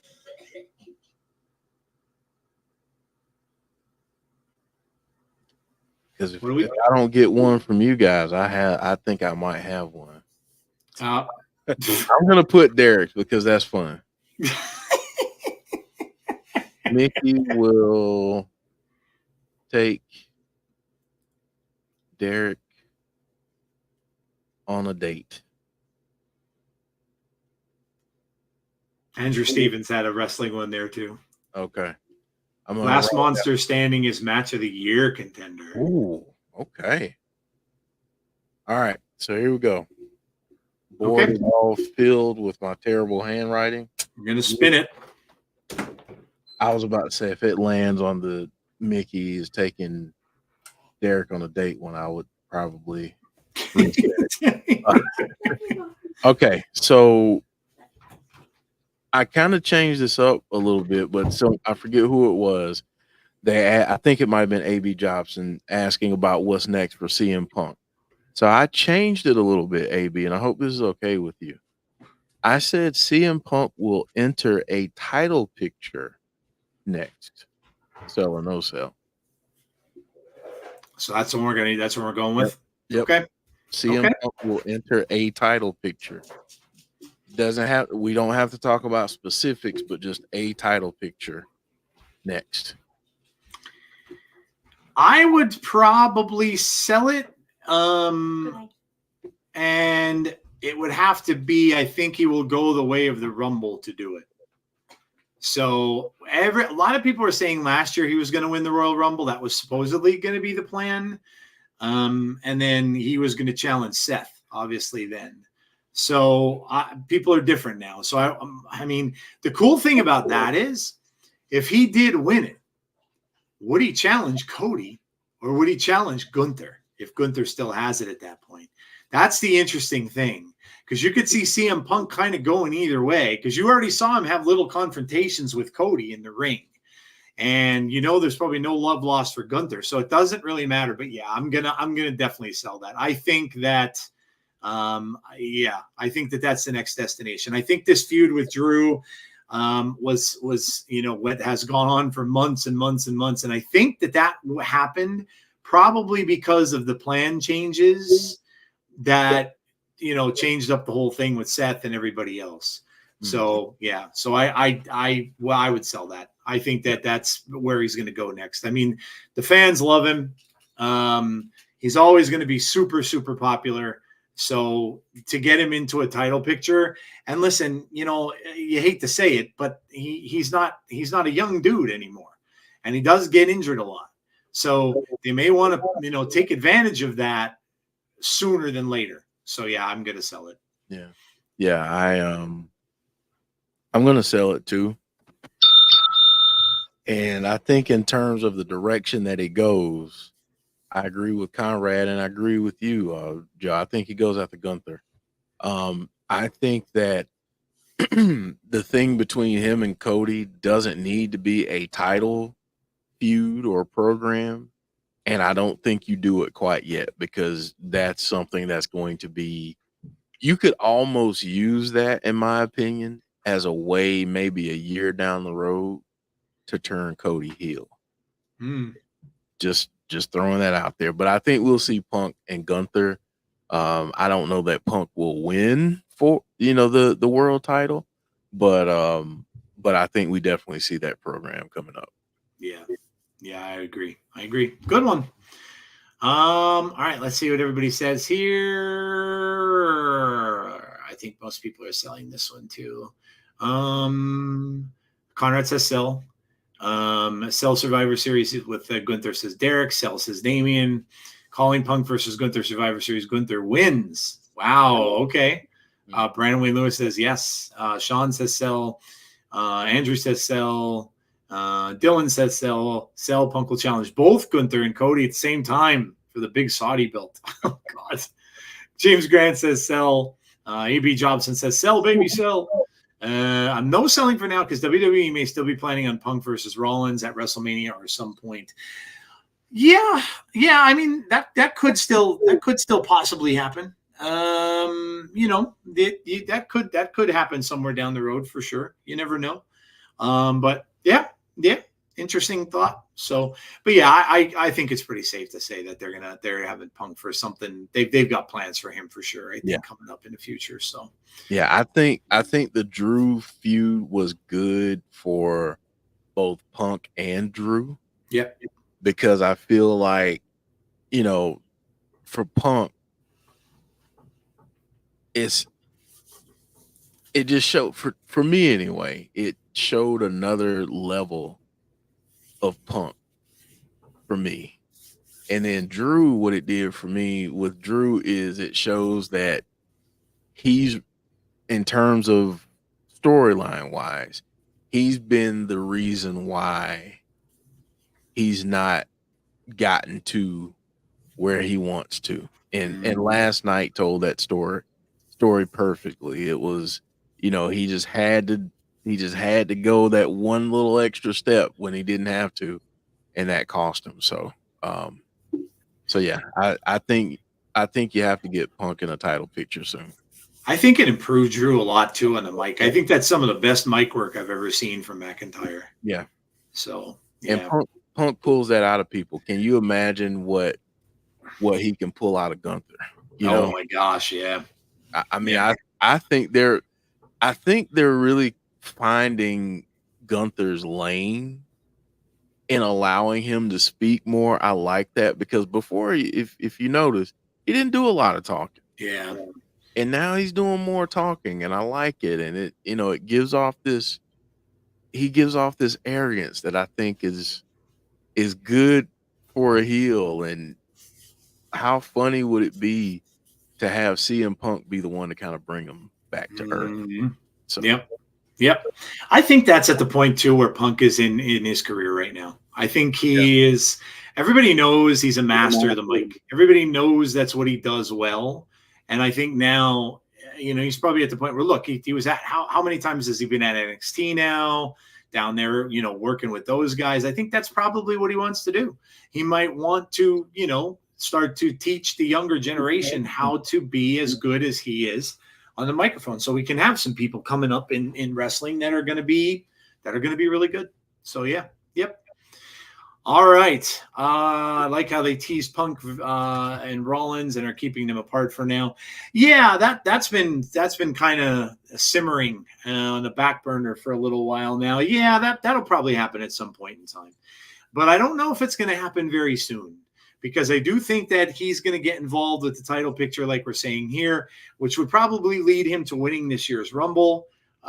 Which I think that's probably what's going to happen. And then if that happens, then I don't think he'll get involved with Seth for a little bit. Seth's going to have his hands full with a big monster of a man for a while, I think. I think Punk and Seth face each other main event SummerSlam. Yeah, that would make sense. Yep. Yeah, that would make sense, because then Seth could be trying to get the title back. Right. Because at that point, Seth would have, or at that point, Punk would have the title. Yeah. Right. I would like to see. I'd like to see that. Yeah. Yeah, that would make a lot of sense. Yep. Cool. All right. Well, thank you so much, guys, for participating, and of course, giving us some questions and stuff like that. We appreciate it. And I don't know, Jeff. It's October. The nights are getting a little cool. Yeah. Last night it was pretty damn cold here. It was like in the 40s. So the leaves are turning, everything's changing. It's spooky season. It's getting a little chilly outside. So, you're going to get to the point where you might need a cup of something hot to warm yourself up and stuff like that. But I don't know. It's getting kind of warm here too. Yeah. It's getting a little toasty. So let's heat it up just a little bit with the burning question of the week. And here it is, Joe. So with the news of the Motor City Machine Guns heading to WWE, in your opinion, what would be a successful run for them in WWE? I think this is a really good question. I like this question a lot. Yeah, it's interesting, right? Because a lot of people were assuming that they were going to NXT. Well, certainly with the vignettes we've been getting, I don't think that's going to be the case. They're coming up to the main roster, guys, and they're one of the best tag teams ever. You guys know what we think about these guys from TNA and all the time that they've been there and all over, Conrad's seen them and over on AEW a bunch of times. They're one of the best. They're one of the all-time great tag teams ever. And the fact that they're hyping them up with all these vignettes and promos and all that kind of stuff. Yeah, man. I mean, a successful run for them to me would be them. And oh my God, for all that is holy, please let this happen. Let's get these tag team titles elevated back up, please. Please. Let's get them back in WWE and have a tag team division that we can all enjoy again. My gosh, I go on rants about this a lot, about how the tag team stuff has just been forgotten by WWE. And what a shame that is, because you had all this stuff, even like the Usos aren't together anymore. They're breaking them all up, right? The Usos broke up. Now New Day is now splitting up. Like there's nothing left of it. It's just gone.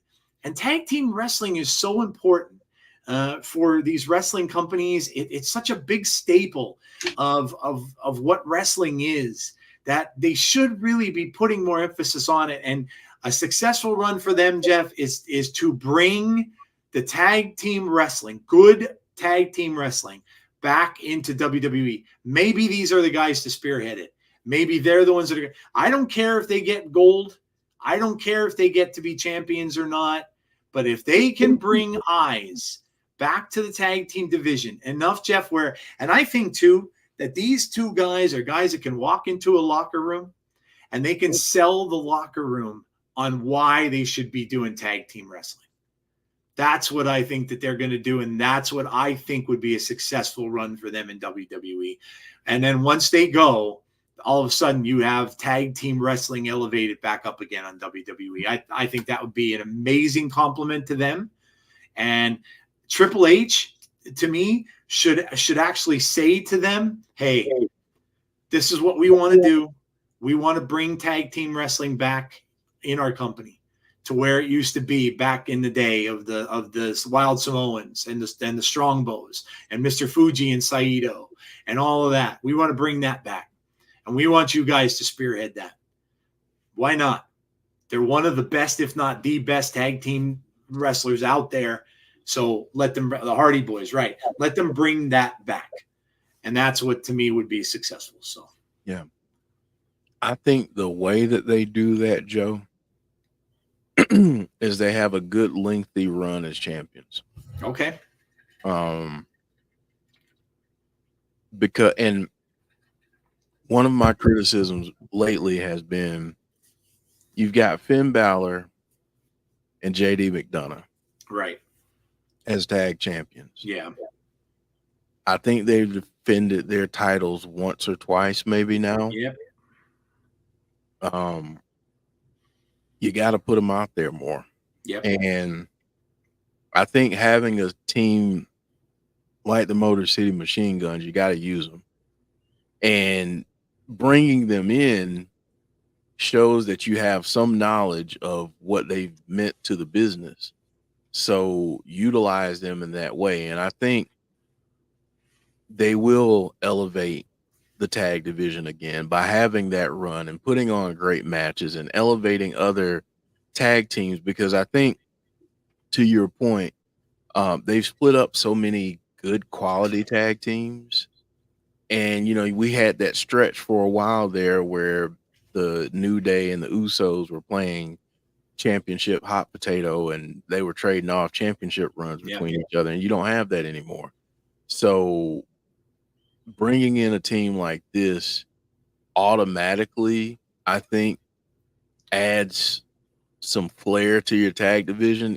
You just got to use it properly. So I think that will happen. You have some talented tag teams in WWE. I'm going to be that guy and say that I really want to see the Machine Guns go up against the Street Profits. I really want to see that match. I think that'd be a great match. Yeah. Well, there are a lot of matches that I want to see with them in WWE, but I think a feud with the Street Profits would add a little, it add a little more juice to the Street Profits and maybe, you know, kind of reignite what a lot of people feel about them, because I think they've been one of those teams that's kind of had the misfortune of how the tag team division has been booked lately, and people haven't been able to see their true talent. So I think that's a great feud for them, but there are so many more. I mean, Conrad bringing up DIY. Yes. Oh, yeah. Yes, absolutely. Yeah. Yeah, that'd be awesome. That's a great matchup. Yeah. Look, I think Jeff put it very well.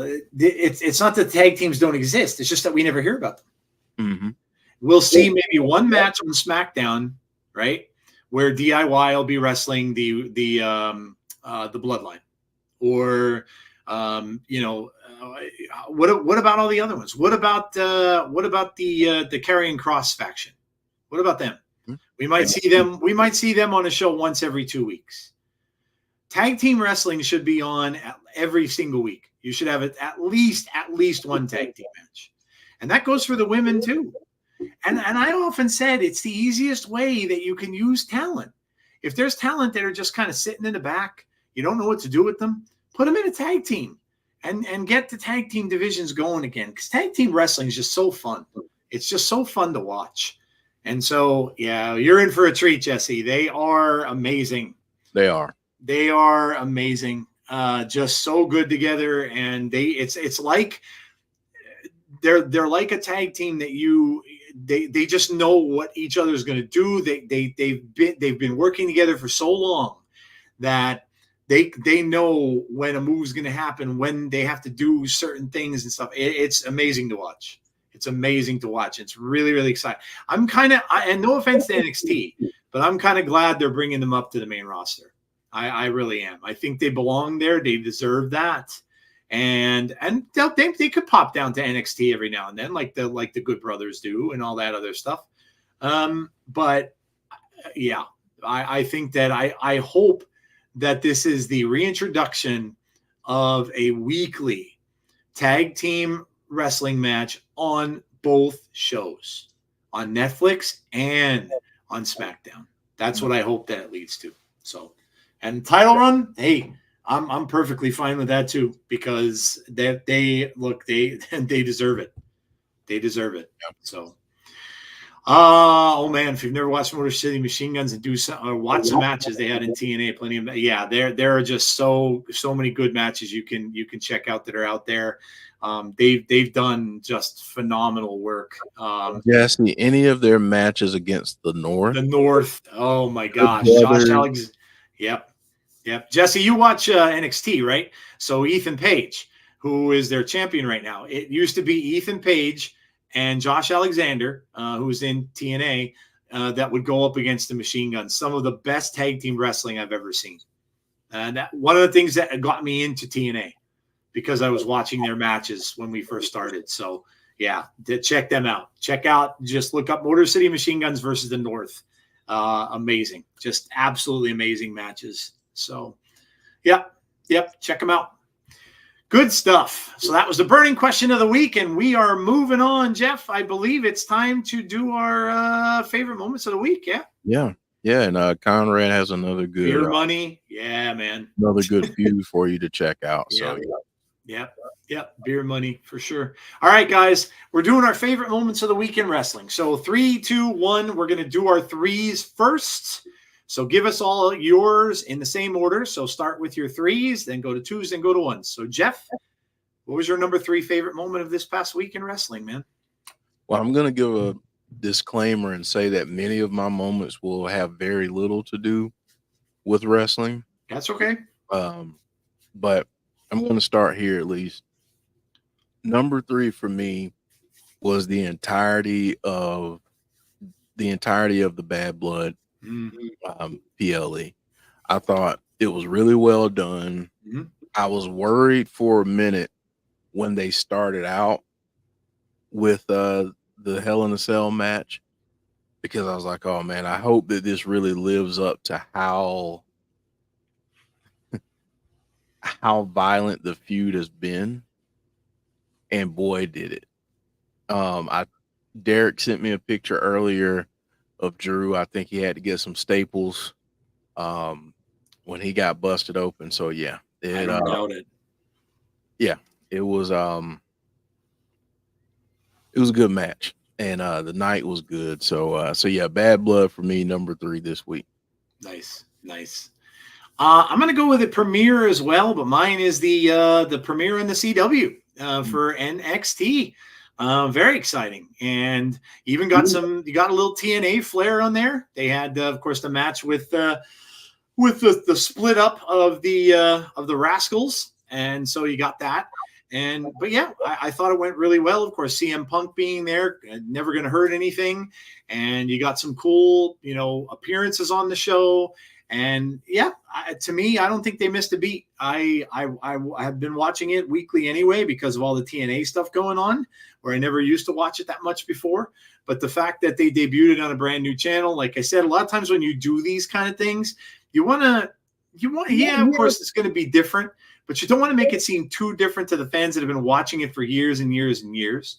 And they definitely didn't do that. So to me, I thought it was done really well. I thought they had a good premiere. Obviously a title change and everything on there too. So you got some different things moving around there. And I even like the promo with Obafemi and the gangster guy. I forget his name. Yes, thank you. But yeah, I thought that was fantastic between those two. I don't even know who I want to win that now. And it was almost like they kind of turned Oba a little bit like the heelish kind of with that promo. But yeah, I thought it was great. I thought they did a really, really good job in their opening show. And that's big. You know, when you get something like that where you're switching to a new network, you got to kind of kill it. You got to come out and you got to kill it. And I think they did. So that was my number 3. All right. Let's see who we got as our 3s. All right, let me go back here. We got Alexa Bliss Gamer says Trick Williams versus Ethan Page. The Drew and Punk cage match was your number 3. Oh my God, Barry, I hate to see what your number 1 is. Fan rallying behind with TNA for donations for the Hurricane. Oh, that's cool. I did not see that. That's very cool. I knew they were doing it, but I didn't see it. Ethan Page, former NXT champ. So Terrence was happy that Ethan lost. Miz turning on R-Truth. Oh, man. Well, look, we knew that The Miz wasn't going to, The Miz is better as a heel. We all know that. It was fun that happened for a while. But, yes, it was a shocking moment. It was a very cool moment. But, yeah. James Grant says NXT premiere on CW. Fantastic show. NXT premiere on CW says Deanna being able to witness the NXT CW premiere show live. Yeah, that's another good point too, because you know what? We don't always see things live and stuff that happens like that. So yeah, that's a good point. You don't always get to see brand new things starting over. So X-Pac on the Bad Blood show. Yeah, it was cool to see all the legends there. NXT on CW. I was there live with Damien. That's right. Andrew Stevens and Damien were live at that show. Yeah, that's awesome. That's awesome. The CW, said Brandon Wayne Lewis. Tony D'Angelo. Yes, thank you, Andrew. Nia Jax versus Bailey was your number 3, AB. NXT premiere, to be fair, Roxanne Julia looked a little sloppy at times, but I think that was due to learning each other's style. Jesse says, I'll break it down to Bad Blood moments because I can't remember what happened on Raw. I missed NXT. Could only pay half attention to SmackDown. That said, my number 3 is 2 main events tied with the Hell in a Cell match. Can't decide on the order of those, so I had to put them together. Nice. Very cool. All right. Give us your number 2s, guys, and we'll move on. Jeff, what was your number 2? This is tough this week. But I'm gonna say 2A and 2B for me. Okay. Don't care about the order. Just know that they both belong there. But 1 was the premiere of NXT on the CW. Thought it was awesome. Thought they did a great job. Looked great. And ending the night with the crowd going crazy for Trick Williams was pretty awesome. So that was good. My next number 2, I've got to personally call this one out. The Rock. The Rock, Goldberg, Arn Anderson, Diamond Dallas Page. Seeing a lot of those legends. Mickey was pretty darn awesome. Yeah. And I want you to think there was a time not all that long ago, whenever we would see a legend, we would kind of get this pit in our stomach because we knew that they were going to be put in some situation that they shouldn't be. Yep. That's not happening now. And that's a good thing to see. So shout out to all the legends, making me feel like a kid again. But yeah, it was those 2 moments in particular were really cool. Yeah. Yeah, for sure. Yep. Yeah. It's always great when they celebrate, legends and stuff like that. It's always cool when they show all those people, that are part of the past and part of what brought them there. which that was awesome. That was really, really cool to see that. Oh man, my number 2. I mean, I'm probably going to end up going with a lot of Bad Blood stuff too, because I really just enjoyed the show. I'm going to go, and this is going to seem unusual, I think, to some people, but I'm going to go with the match between Nia and Bayley. I thought it was really, really good. I thought they did a really, really good job, and then even up to the end, where where Tiffy came down and you weren't really sure what she was going to do. But I thought it was done really, really well. And to me, it's a credit to both of them. I really didn't think that Nia would be hanging on to that title for as long as she has. And, you got to credit Bayley too at this point in her career for everything she's done for the women's division. And, she kind of looks to me like she's getting into that part of her career too, where she's going to be, now kind of maybe helping the younger generation and the younger people start to go over and stuff like that. So, yeah. And I thought it was really good. I thought it was a good match. There were a couple spots there where, a little questionable here and there, but look, that happens. You could watch every wrestling match and pull it apart and rip it apart and say, oh, this was this and this was that. But I enjoyed it and I thought it was really good. And I didn't know until the last second whether Tiffy was going to cash in. And so I thought it was really good. And kudos to Bayley. She just keeps on doing what she keeps on doing. Probably a lot of people maybe weren't sure whether she might win it back, but yeah, she's furthering the storyline between Nia and Tiffy. So yeah, that was my number 2. All right, we got some people's number 2s here. Let's see what we have. We have tag team ladder match, says James Grant. Hell in a Cell match, says Alexa Bliss. Gamer, CM Punk versus Drew McIntyre. Hell in a Cell was Conrad's number 2. The return of Jay White in AEW. Be Save Our Truth. Goldberg returns, says AB. My number 2 is what I just said. Those two are tied. Did you mean tied there? I think you meant tied. Whoop that trick, says Deanna. 2A, the massive last monster standing match, and 2B, Miz finally turning on R-Truth. I also really enjoyed the tag ladder match on SmackDown. The Rock showing up at Bad Blood is Dylan's number 2. Brandon Wayne Lewis says Triple H, HBK, and CM Punk. Mishin versus Chelsea Green. That was a lot of fun. That match was a lot of fun. When do you see a dumpster match in WWE, right? Yeah, that was a lot of fun. And the fact that they're still making fun of her and telling her that she stinks the next night after was kind of funny too. So yeah, that was fun. That was fun to watch. I'm happy for Mishin, man. It's about damn time they're having her win matches there. Yeah. Right? Last Monster Standing was your 2A, 2B dumpster match on SmackDown. Bonus Baby says the best of Bound for Glory. I didn't even get to watch it. Crazy to see the Call Your Shot Gauntlet match with the whole system in the match, but fighting against each other. My number 2 is the Last Monster Standing match with a freaking return. Yes. So maybe the tag match at number 3, Hell in a Cell and main event, including Rock and Jimmy return at number 2. Sean says Roman and Cody. The way Nia got up like the Undertaker had me laugh. Yeah, that was fun. Yeah, that was hilarious. Yeah, it really was.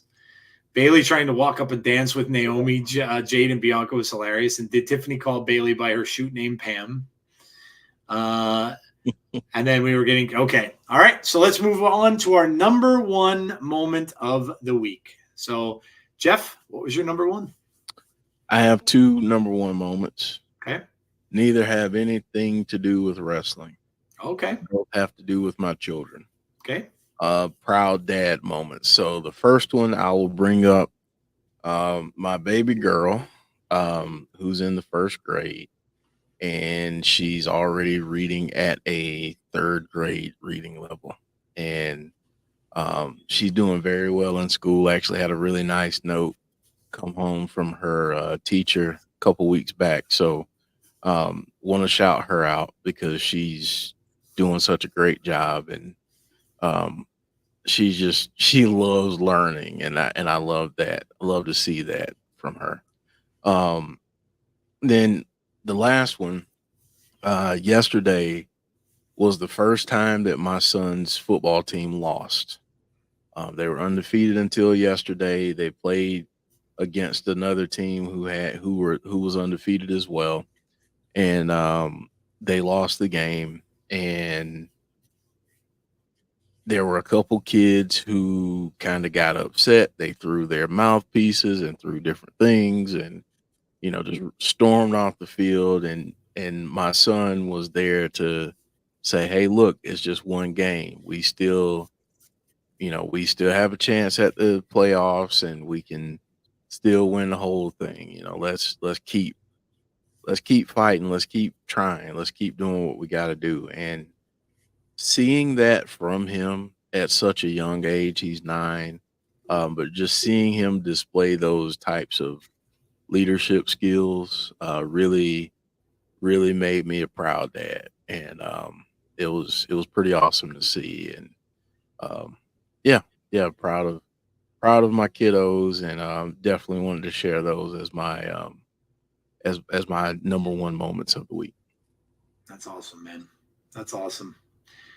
You only know that when you have children. Jesse, you'll find that out soon when you start growing up and reaching all these like milestones and stuff like that. And yeah, it's amazing to see. Mhm. Awesome. Mine, man, I couldn't decide. I'm going to end up doing 3 here because I couldn't pick just one. The AEW signing the media deal was one of them. I think that's just great for wrestling overall. I think it's going to be good for a fan like me who doesn't watch it all that much, but now I can and see it in other ways. And I can watch the pay-per-views a little bit cheaper now when I want to see them. So I think that's great. And it's just great overall for the business. My other one was and the others were from Bad Blood. Obviously, the main event match with Roman and Cody against the Bloodline, and the return of Jimmy Uso was awesome. The whole ending of that, from Jimmy's return to when they were walking out and Cody was getting beat up to when they went back in the ring to help him, and then of course the Rock's return. That whole segment was just amazing, just absolutely amazing segment at the end of that show. And my number 3 was also at Bad Blood, and 3 or 1A, 2A, or 1A, 1B, 1C. So my C was that little fight that we got with Kevin Owens and Cody outside, and what that's going to mean for going forward. Some people are guessing that maybe Randy put him up to it. No, maybe so. Viper's a Viper, right? So, and maybe that's what's going to lead into the next big feud. I don't know, but we'll see. So those were my 3 number ones. There's just a lot of stuff that going on in wrestling this past week. It was insane. All right, let's see what people have for number ones. Conrad says AEW signing a new media rights deal is a success for the wrestling business. Onwards and upwards for all wrestling companies. I love pro wrestling. Thanks, everyone. Go check out Conrad's show, by the way, guys. He does really good stuff. So go check out everything pro wrestling if you haven't done so already. Barry Monkey says the TNA Best of Bound for Glory show for the gauntlet match where Johnny Swinger sees the Kiss Demon. Oh, did they have that on there? That's awesome. That was hilarious. Thinks it's Gene Simmons with the JEAN and asked for his autograph, reminding me how much I missed. Yeah, I missed Johnny Swinger too. Dylan's number 1 was Punk and Drew inside Hell in a Cell. That was just outstanding. I could have put that in the number 1s as well. It was just an amazing match. Very bloody, very gory, but that was amazing. Deanna says number 1 was Hell in a Cell. B, with the return of Jimmy to help Roman, and C, Kevin Owens attacking Cody after Bad Blood. Thank you, Randy. The Fiend promo for 2K24 says Alexa Bliss Gamer 0809. AB says the Hell in a Cell match. Damian says number 1 CM Punk versus Drew at Bad Blood and Dwayne's return. Barry says nice one, Jeff. Rightly proud. James Grant says number 1A Hell in a Cell match. Haven't seen a great Hell in a Cell match like that for years. 1B 2K24 reveal. The Fiend suit Bray never got to use, but can be used for fans on the game. That hit me. Brandon says my number 1 is Bad, BADD, from likely the best Hell in a Cell match ever to the return of the final boss. Brandon Wayne Lewis says Cody and Kevin Owens. Jesse says my child is so awesome. He's 2 years, almost 5 months. Wow, it's been 2 years already. That's insane.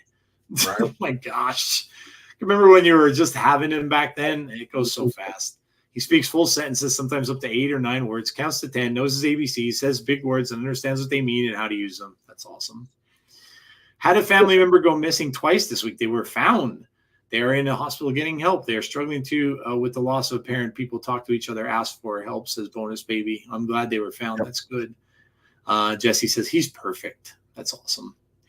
Andrew Stevens says, Hell in a Cell, opening Bad Blood, 1B, return to Jimmy Uso and The Rock's foreboding appearance, and 1C, Raquel Rodriguez's long-awaited return. Yeah. Sin. Anyway, wrestling related. My number one is KO betrays Cody off screen after Bad Blood. It made it feel very real and authentic. And yes, that Fiend promo was actually emotional. Yeah. I like how when C showed it, because how he was saying he just heard it playing in the background was very similar to how I heard it. I wasn't paying attention, and then I just heard that music, and I'm like, wait a minute, why are they playing the Funhouse music? And then I looked and I saw it. So yeah, it really was. It kind of hit you a little bit. Drew versus Punk, Hell in a Cell, 2A, WWE having behind the scenes of Larry, CM Punk's dog, says Sean Say. Nice. There you go. That's why we like doing this segment, because it's different for everybody, right? Everybody's going to pick different stuff that's important to them, and that's how it should be. That's exactly what wrestling should be for all of you. It should get, so you're watching it for something that's important to you. So yeah, awesome. Love it. Love it. All right. Jesse said, same with me. I looked so fast when I heard the fight. Yeah, I was shocked to hear it, actually. All right, guys, that is going to do it for us for this episode of Joe, since we have her here, maybe Jesse wants to do 3 or 4 jokes. Sure, yeah, but we haven't done that in a while. Are you prepared, Jesse? Yeah, I don't want to put you on the spot, but I mean, I do have the graphic still, so I mean, it's been a while since we've done the Callan corner, yeah. Yeah, sure. Why not, Jesse? I'm sure you can find some stuff quick, yeah. I know we don't have C here to heckle you, but but listen, even though he's not here, I still got this. So he's here in spirit. This is what I have still. Oh, there you go. He's got the. Oh man, give me a couple minutes. I can be. I forgot all about it. There you go. All right, cool. Okay. So while she's doing that, Joe, what's something in wrestling, and same question to the chat, what's something in wrestling that made you laugh this week?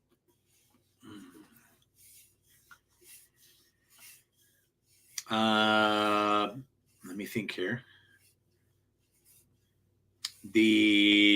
Oh my God. For me, it's the Dom in the cage thing, man. it's Dom in the cage.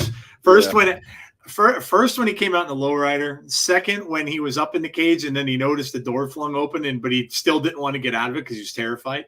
And how he was sitting on the bottom of the cage trying to hold himself like into the back of the cage, and he was like terrified back there. And then, of course, when he fell out of the cage and he became the human pinata. Yeah, that was really well done. I didn't know exactly what they were going to do with that. I kept kind of thinking he was just going to stay in the cage and maybe throw down like a weapon for Liv to use in the match. But that was hilarious. Liv beating Dom that was very, very funny. That was very, very funny. Yeah, I thought that was really good. Bonus Baby says, it's been a while. Yeah, I know that song well. Bonus Baby says, AEW Outrunners FTR skit. Nice. Okay. Yeah, let us know what made you laugh in wrestling. Wrestling should always make you laugh. There should always be something in a wrestling show that makes you laugh. Always be something. That's why we did this segment, actually, because so many times when you're watching wrestling, you end up cracking up laughing. It's something that you don't. Oh, and of course, the other one was the dumpster match. I was laughing through that too. I thought that was hilarious. Yeah, especially how she power bombed her through the lid into the dumpster. Mm-hmm. Oh my gosh! And then of course when she came out and she had to walk the green mile in the back, and everybody was telling her how bad she stunk. Yeah. You know, I like Chelsea. You have to hand it to her. You can see that Chelsea just enjoys the fun of wrestling too. in other promotions that she's worked for when she was in TNA. And then when she was in those, she would just do those other like the smaller promotions and stuff that she would do. And she would do like the craziest stuff. And she just always seems like she's enjoying doing it. And yeah, I think that's great.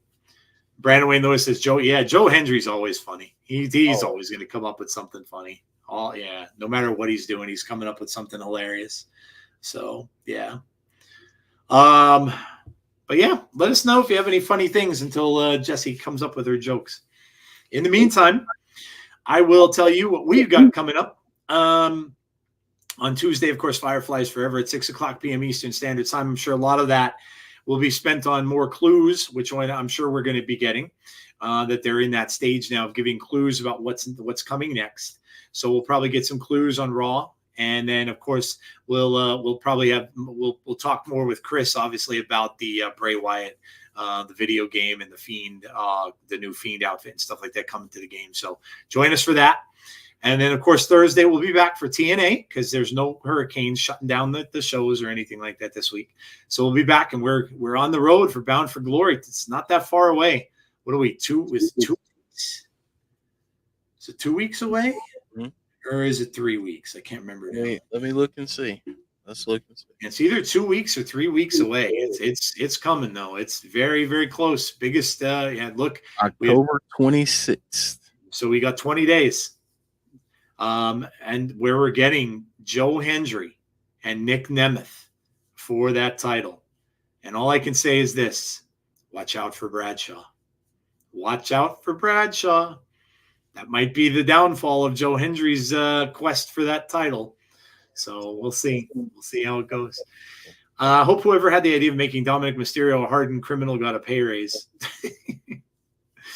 Michael Cole shouting out all the rappers in the crowd yesterday was hilarious to me. Yeah, that was kind of funny.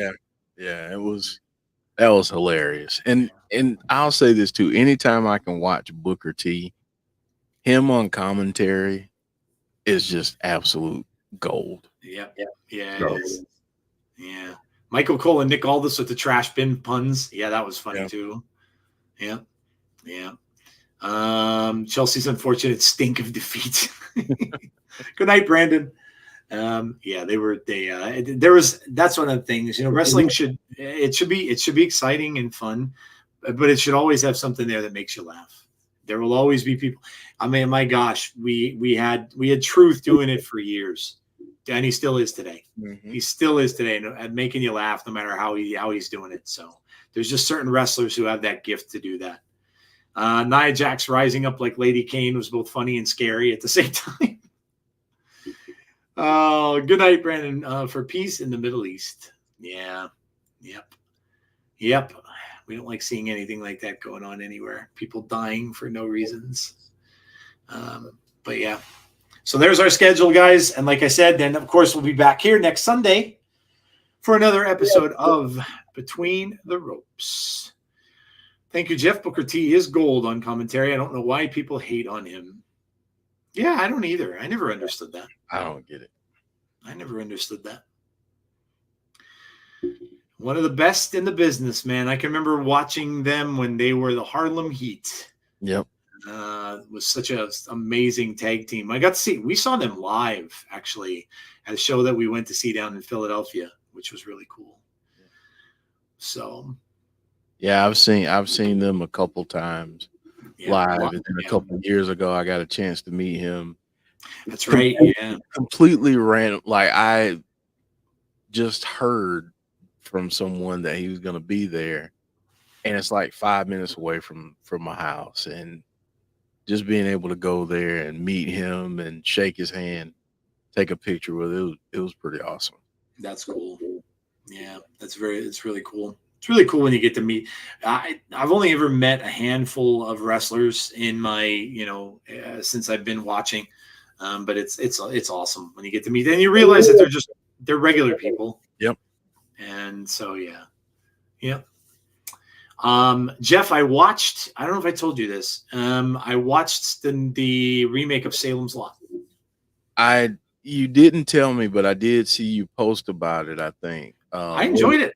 You liked it? Yeah, I enjoyed it. I liked it a lot. It took place in the 70s, So it was a period piece, but I liked it. I know there's some people complaining about it, but I liked it. I thought it was good. It was entertaining. It's like an hour and a half long movie. But yeah, I thought it was done really well. It brought the genre back a little bit. I think vampire movies are kind of a lost art. I know we had that one with the girl, but I can't watch it because she bends over backwards, and I will not watch that.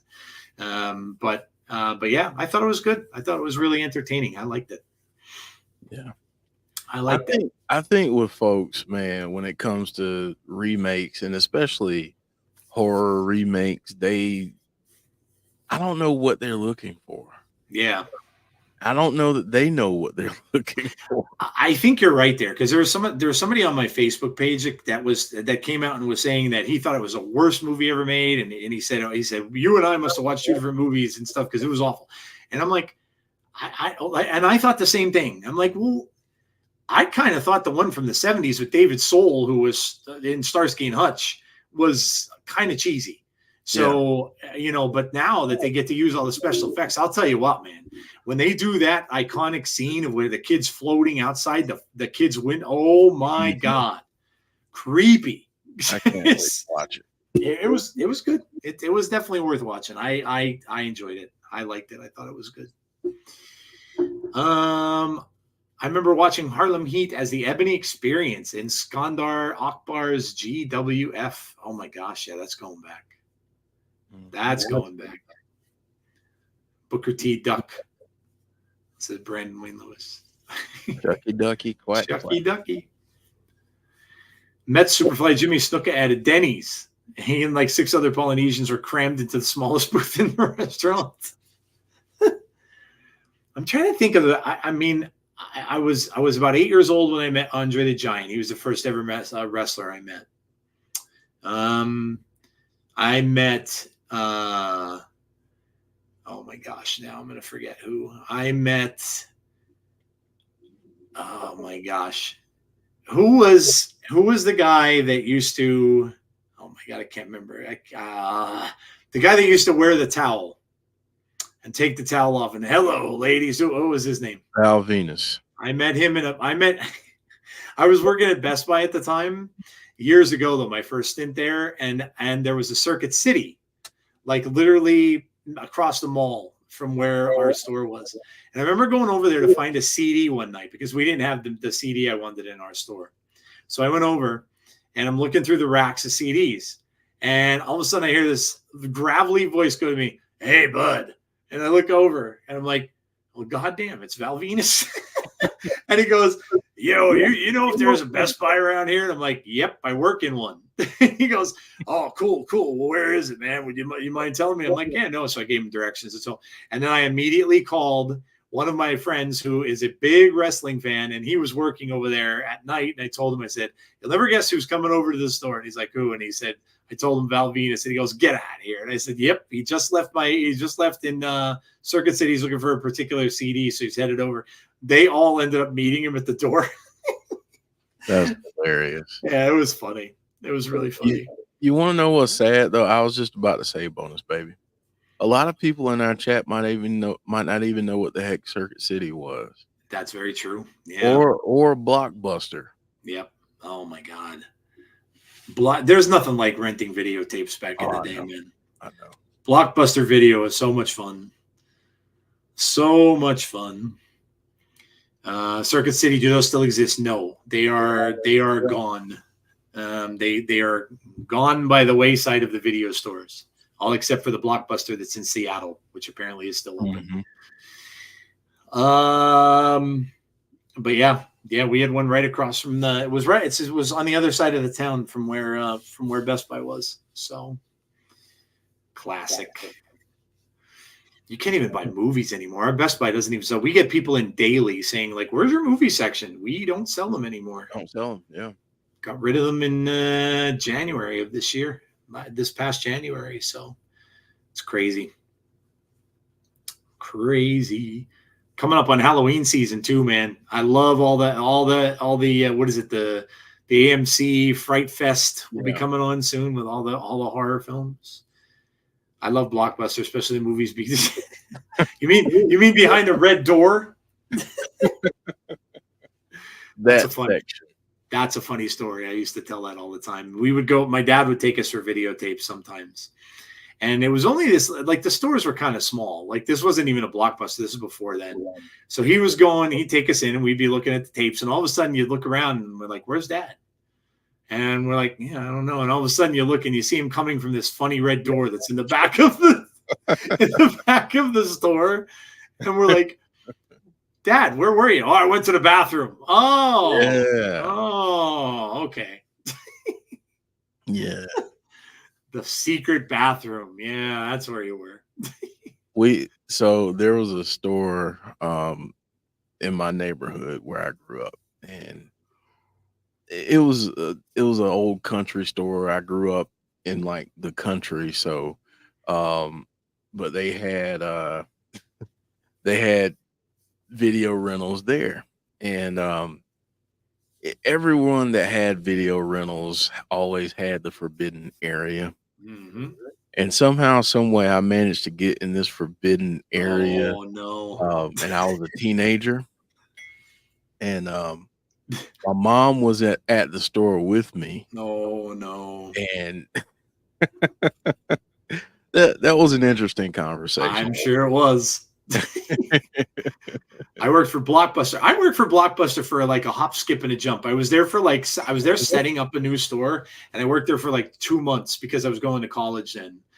So yeah, I worked for one of them too. You know what? You know what killed me from Blockbuster? You know what I'll always remember? Little Mermaid had come out on videotape then, and all I heard all day long was "Under the Sea" on repeat all day. It was like drilling into my ears. And when I hear that song today, I absolutely hate it. So, yeah, that's and Radio Shack, Bonus Baby. Yes, I managed a Radio Shack for many years. Many years. In fact, several. I probably managed like 5 different Radio Shacks in my area. I got 4, probably kind of off the wall, but should be fun nonetheless. That's all we're looking for. So go for it. Go for it. Yeah, go for it. We can't wait. The Forbidden Door. Yes. Yeah, that's the first forbidden door. Well, not really the first, but one of the first forbidden doors. I don't think I ever knew what that was until I think it was my cousin's father might have been the one that told us what was behind those doors. And we're like, okay. Now we get it. But then after that, you'd want to always sneak into the forbidden door. Mm-hmm. So try to get away from your parents and then sneak in the forbidden door. Yeah. And see Debbie Does Dallas and all the other good stuff that they came out in the 1980s. Or anything with John Holmes. Any selection with John Holmes. Yep. Yeah, there were some wild yes. All right, here's number 1. A new study recently found that humans eat more bananas than monkeys. Can't remember the last time I ate a monkey. Jesse starting off hot.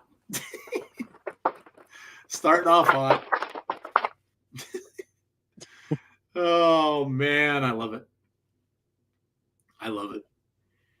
C should have stayed up for this. He would have been thrilled.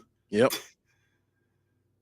I know it's like ungodly hour in his time, though. It's like 5 a.m. there, I think.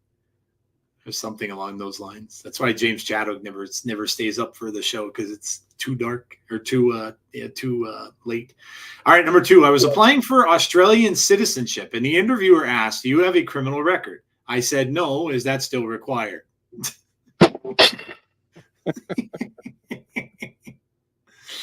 Oh man! Oh, Jeff, here, I got to show you this. Oh man, that's awesome! Isn't it cool? That is cool. They made that really well, and I'm getting a case that goes with it too. The case has blood dripping down the middle. That was back ordered, so I have to wait for that till like this week sometime. 4 a.m. there. Yeah, I know it's really, really late there, or early, I guess you could say. Yeah. I can remember the last time I ate a monkey, but I don't think it means a literal monkey. Oh my God. Wow. Talk about the red door. Yikes. Number 3.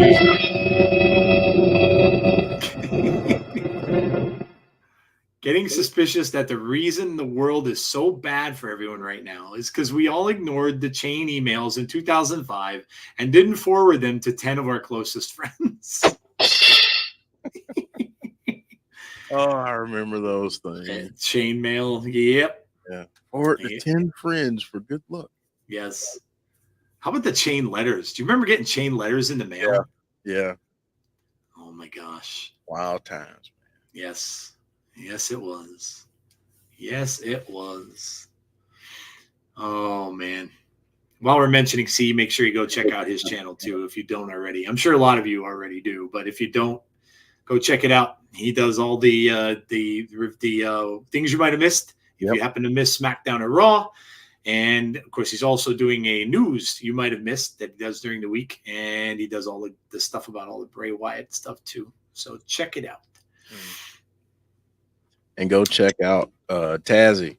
Yes. Well, yeah. He actually might still be on right now. Well, with this late football game, he probably is. He's going to be on till all hours of the morning. Yeah. Because this didn't start until like 9:45. I don't even know if they're at halftime yet. No, they're not. They're not even at halftime yet. Mm-mm. What's a letter? Yep. Yep. What a barn burner game this is too. 6-3. Yeah. Real offensive outpouring there. It's a barn burner. 15 years old in 2005. All right, Jesse, we're waiting for your fourth one. I was not 15 years old in 2000. No, I wasn't either. I wasn't either. Oh. Okay. Four is up. Is it really? Where is it? I see 3. I see 2, and I see 1. There's no 4 up. You didn't put 4 up yet. Jesse's trying to make me feel like I'm more of a senior than I actually am. 4 is not here, Jesse, unless you wrote it in invisible typing. We got 3. We got 3 right above you. We got 2 right above that and 1 right above that, but 4 is not there. Unless I am really senile. Or unless she's just saying number 4 is coming up. 4 is up. Yes. I was 15 in 1984. Oh my God. What was I in? When was I 15? 84. Yeah, 84 might be the same for me. 50 because I'm 55 now. So yeah, 84. It's about right. I just watched a movie not that long ago called Class of 1984, which is a very good movie. And by the way, it had an Alice Cooper song at the very beginning of it, which was cool too because I always liked Alice's music. But it's a good movie. Very about violent class. It showed on my screen. Let me resend. Yeah, please do. There's some word in there that YouTube didn't like. Maybe YouTube does get weird every now and then. Yeah, it does.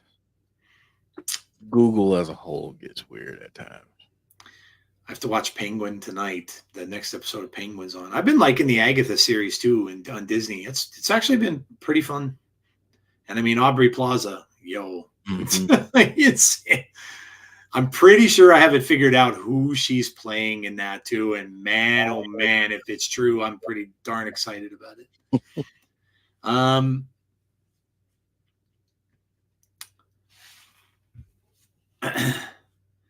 All right, we're waiting for Jesse to resend. Nope, they're getting another. Are they getting another hurricane in Florida? Oh my God, dude. Hurricane Milton becomes a hurricane expected to strengthen. And now that came from the Gulf of Mexico. Aubrey, yeah, I know. Yeah. Yep. I think I figured out who her character is in that. And it's not what they're saying she is. What the Flamio word is not allowed in this? Oh, it's still not posting. I don't know. That's weird. Let me see if I can pull up YouTube and we'll try to mute it. There we go. You find it? Dak Prescott it's just not threw showing up. Dak just threw a pick into the end zone. Oh no. That's a pick and a fumble that he has tonight. Apparently the Steelers defense is like really, really good.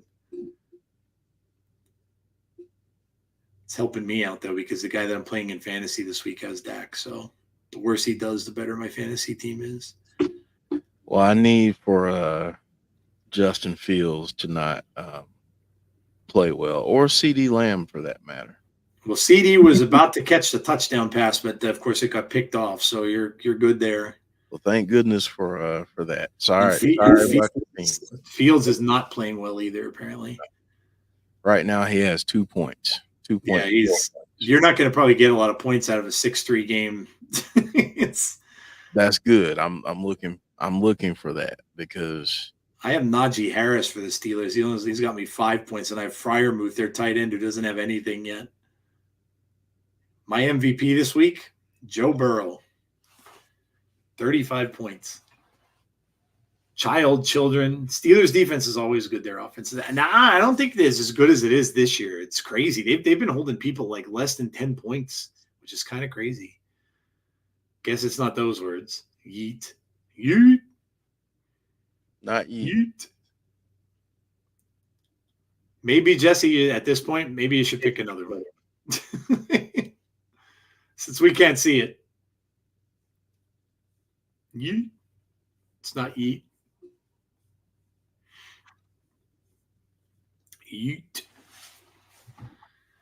Yeah, this game is a real barn burner. I think I'm going to win this game too. I'm 4-1 in my fantasy league. Not bad. There's one guy who's undefeated. There's one guy undefeated. That would be me. I'm undefeated right now. Are you undefeated? Nice. Yeah. Nice. I picked my team is weird. I have Baker and Burrow, and it's hard to decide who to play. Yeah. Because sometimes they'll have a really, really good week, then other weeks they don't. It's like it's hard to decide who to play. So I just get one that seems to be hot, and I'll go with them. But I ended up getting some receivers that are really good. I have that Nico Collins from Houston. Holy crap, that guy gets me a lot of points. Yeah. All right. Oh, is that it? Trick or yeet? I shout to children when I open the door. And they wouldn't let you put that up. That's funny. The weather delay was more exciting than the actual trick or yeet. Yeet. Awesome. Thank you, Jesse. Appreciate that. All right, guys, we are going to wrap it up for the night. I hope you all enjoyed the show. We always enjoy doing it. Please make sure you like and subscribe. Make sure you hit the like on the stream tonight. Make sure you subscribe to the channel if you haven't done so already, and hit that notification bell to be notified about when we have future content.